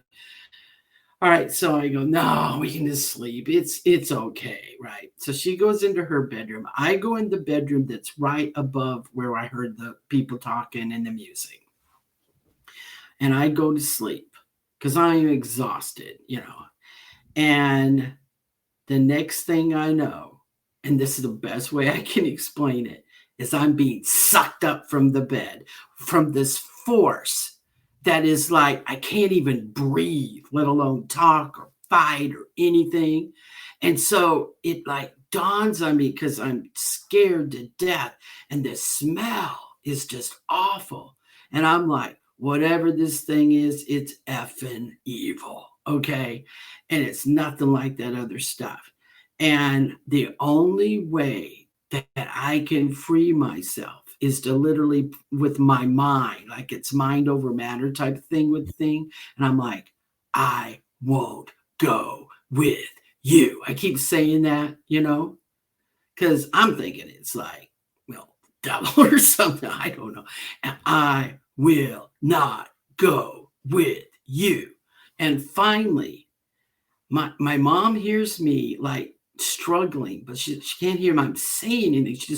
She just senses something's wrong. And she's walking into my room. She sees me literally fall back on the mattress. Wow. So I was levitated. Yeah. And I remember hitting the mattress, and she came running to me, and I'm like, we gotta go. We gotta go. We gotta go. I mean, I've never been so scared in my life. And we ran out, grabbed your keys, grabbed our purses, no clothes, and we just went to a motel. And I said, I'm not going back in that house. I'm going out to the university. I read or heard something that there was a paranormal team out there. And I said, we're going to go find those people and we're going to tell them what happened, because this is like poltergeist time, you know? Yeah. And so we go and we tell them the story. And I thought they're all going to say I was crazy, or Mom was crazy, or we're both crazy. No, they didn't. And they said, all right, think you better find a place to stay for a couple nights, because somebody really doesn't like you. And he meant me, because they didn't do that to your mom, but they did that to you. And I'm like, yeah. And so I was like, no, I don't want to go back. And long story short, they brought in all their equipment, and they brought in this woman who is a really famous, channeler medium. And she said, oh my Lord, your mother has such a good heart, and she was grieving your father so bad, and she wanted him to come see her so bad. She just opened up to everything. Oh. And that's what was happening. You're getting the good, the bad, the ugly, the in between, you know. And we've got to teach her to learn how to channel that channeling, you know, or to focus on that channeling, and to stop it, because otherwise, this medium said, they'll just keep coming back, you know. And so they did some stuff, and they, you know, had their equipment and all, and they said, definitely there's energy here, even, you know, in the daytime. Then they came back at night. Oh yeah, that's when it really kicked up, you know. And like I said, some of it was very positive stuff. We did find out that her house had been built on a farm around the 1930s. So that probably was those people that lived there on, you know, in that house. And they were fine, but whatever got to me, not good at all. And I pray that I never run into it again.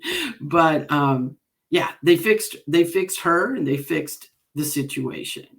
But she had to learn how to stop, you know, those things from happening, to coming to her. So I'm a total believer of paranormal, because I saw it, and I felt it.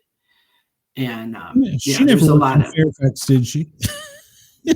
Pardon me? She never worked in Fairfax, did she? No. Okay. No. Okay. Well, I mean, I'm thinking nothing like that. She was. My folks were like salt of the earth. My dad was a brake mechanic, and my mom worked for Macy's all her life. So no, nothing like. I'm way out of the box for the rest of my family. But no, it's just the poor little thing. She was just. I've never really seen anyone in such grief as when she lost Dad, and you know, she became, speaking of Tricia's situation, my mom had been a model, very tall and thin, unlike me. And she became anorectic for a while, you know, just because of her grief. All she'd drink is orange juice all day. Wow. That's all she would have. Wow. And, you know, so she went from that. And then right after, you know, that episode was over, this paranormal stuff came to her. So, yeah, I think that you can literally wish into that other world, and sometimes the answer. That's what I think would happen to her. Oh yeah, I agree wholeheartedly. Wow. So that's my paranormal story. That is great. That may be clipped and saved for other shows. That is probably, well, I've been doing this for years, and that's probably you don't get very many first contacts. You know what I'm saying? Direct contacts. I mean, you might with Bigfoot or some people. I'm not sure about the alien thing, but you know, you don't get many first contacts. Well, actually, after I moved to Wisconsin, I experienced, and it's an official sighting because many people in this area saw it. But the second fall autumn I was here, I was taking my garbage from my condo out to this big like dumpster area, you know, like they have. And it was early evening. It was almost dark, but not quite dark. And what what happened? Yeah, I was walking this way, and all of a sudden, this huge light just came from above, and like encompassed me, right? And I wow. was like, "What?" And so I turned around and I looked up, and there's this big thing hovering over, a big part of the town, like right, and or that part of town, and I got so scared. I ran into the dumpster area, which was like this big cement thing. It had a bunch of, and I was hiding between the dumpsters because I'm like, "You're not taking me," and and so I was hiding from it, and I was scared to death, and I kept looking up, and all of a sudden it went way up, and then it was large, and then all of a sudden all these different ones came out of it and shot different ways, and then it went. And it was gone.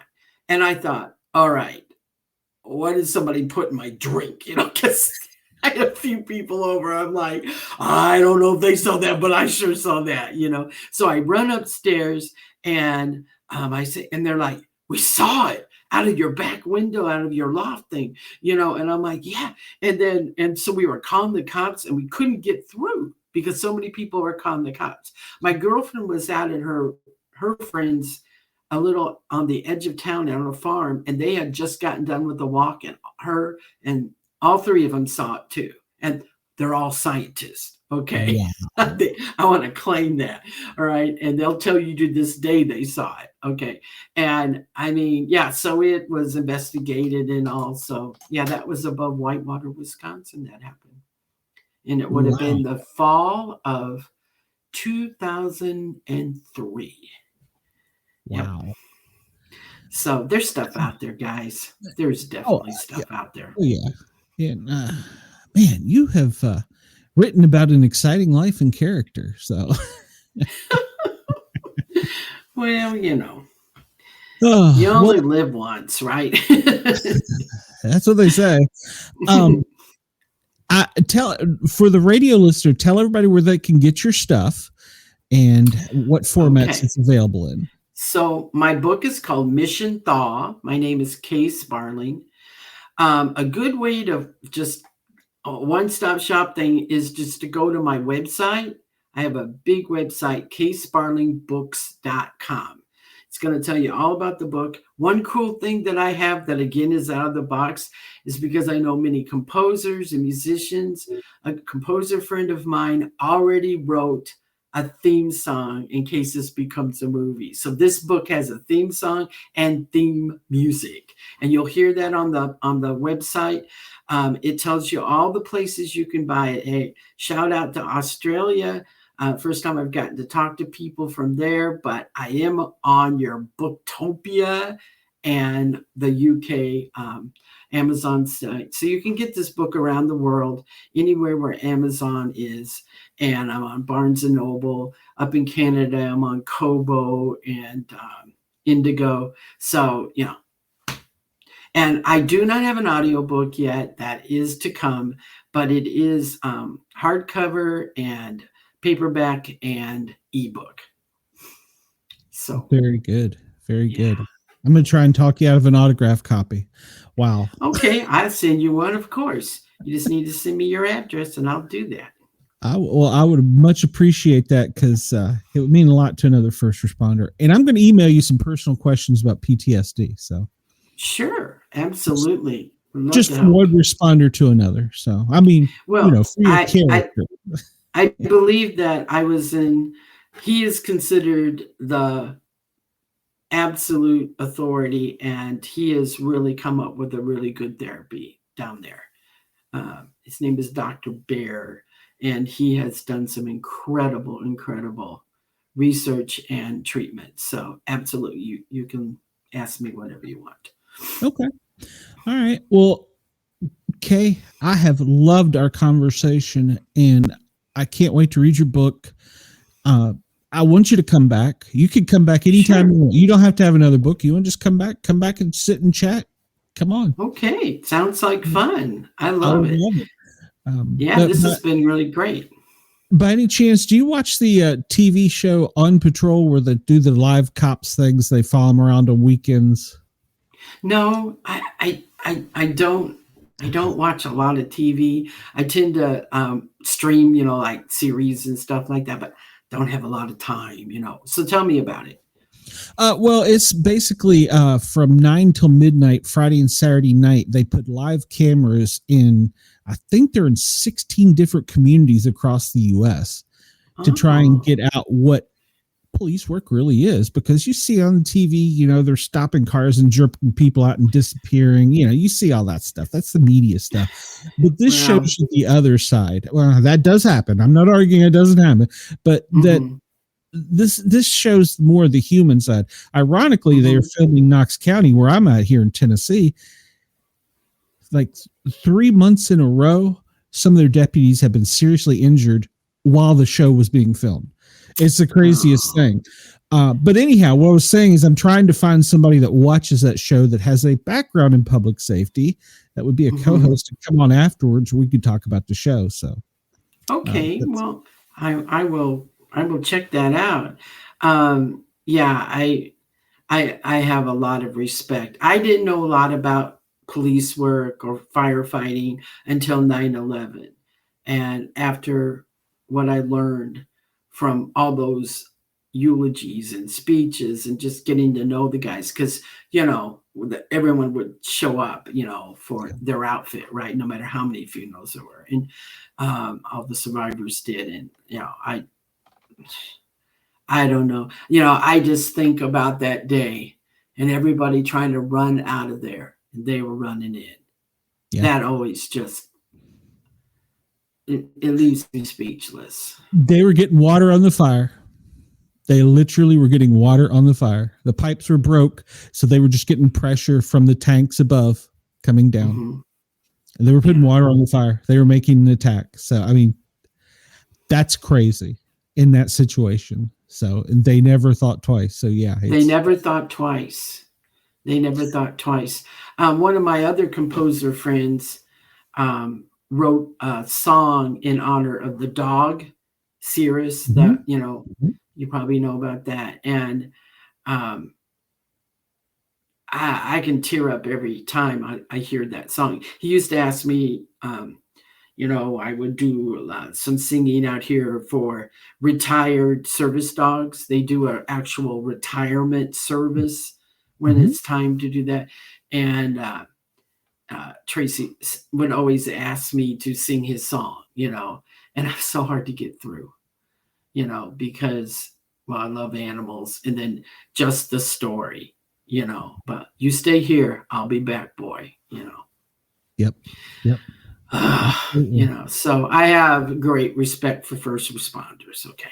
Oh, well, thank you. Well, it's like other professions will tell you, it's just a job. So no, it's more than that. I really believe you actually that uniform changes your life. So, absolutely, and it changes a lot of other people's lives you save. Yes, it does. Yes, it does. So, I had an argument about the uniform just the other day with somebody, but that's another story. So.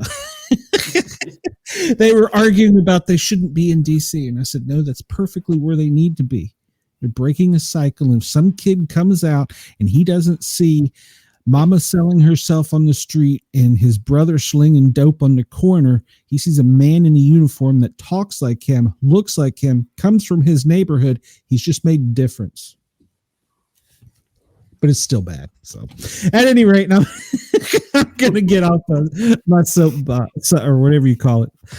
Thank you so much. I have enjoyed you so much. Like I said, open door. Just message me. You want to come on? I'll make room for you. Please email me your address and I'll send you one of those books. Absolutely. I love it. And thank you for having me. I was a little, when Mickey sent it to me, I'm like, paranormal is normal. I don't know how this is going to fit in, and he goes, no, it's not all about that, and I was like, okay, I'll give it a try, Yeah, it's a play on words because my son and I actually came up with the concept because I believe in all the paranormal stuff and he's the scientific one. He doesn't believe in any of it. So that was the intent. It's going to be me and him going back and forth. Well, he decided to get married and move to Vermont, damn it, and have grandkids. Kind of killed that. So that was the original premise. I see. Yeah. everybody's got a story. So, oh, everybody does. During COVID, everything about the arts was shut down, my school included, and I didn't have a living. So I was a receptionist at a huge senior citizen, like community that's on the side of town here.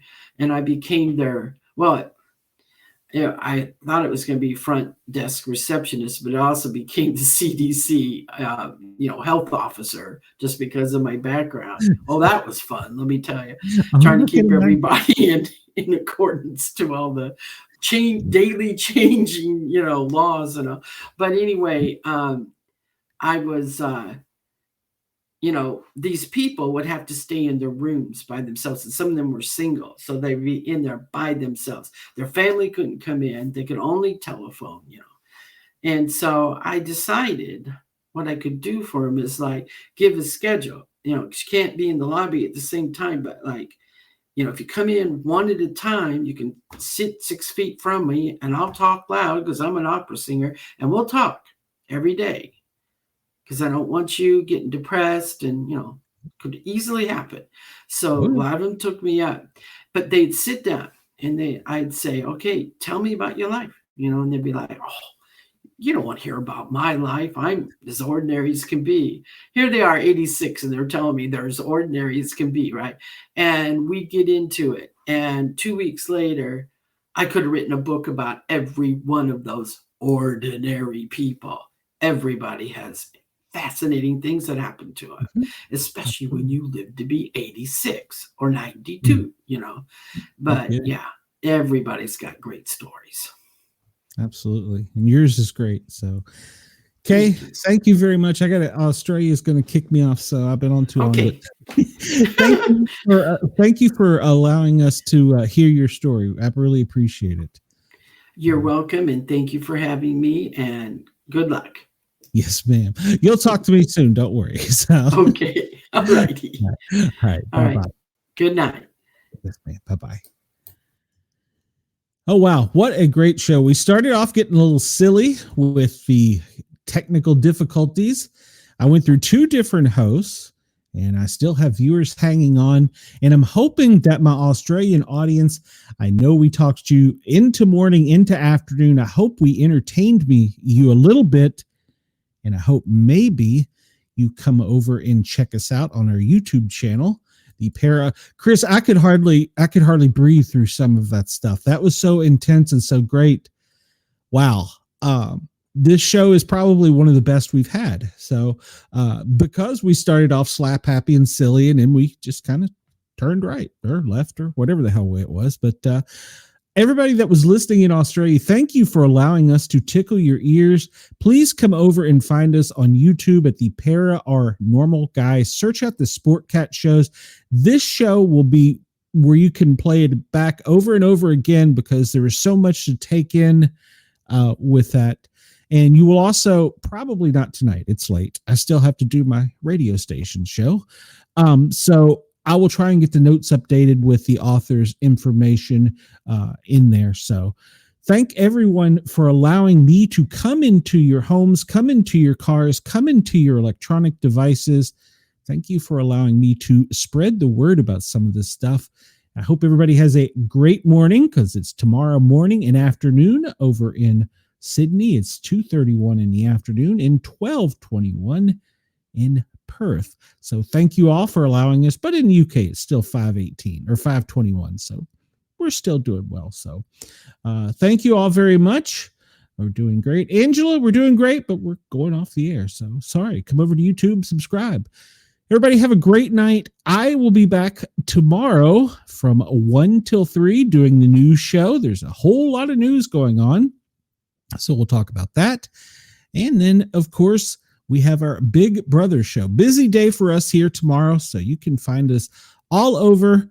Come over and find us. Everybody have a great night. Thank you for allowing us to come in and tickle your ears. Thank you for Dare Media for allowing us to run over. We went really far over, but thank you to them. And thank you to everybody at Yerg's Radio. Everybody, you too, Brenda. Thank you. I went through 2 different hosts tonight, and I'm still going. So love you guys. Thank you for everything. Sport Cat, I'm out of here. I've talked my ears off. I'll talk to you soon. Sport Cat, I'm out of here. See y'all soon.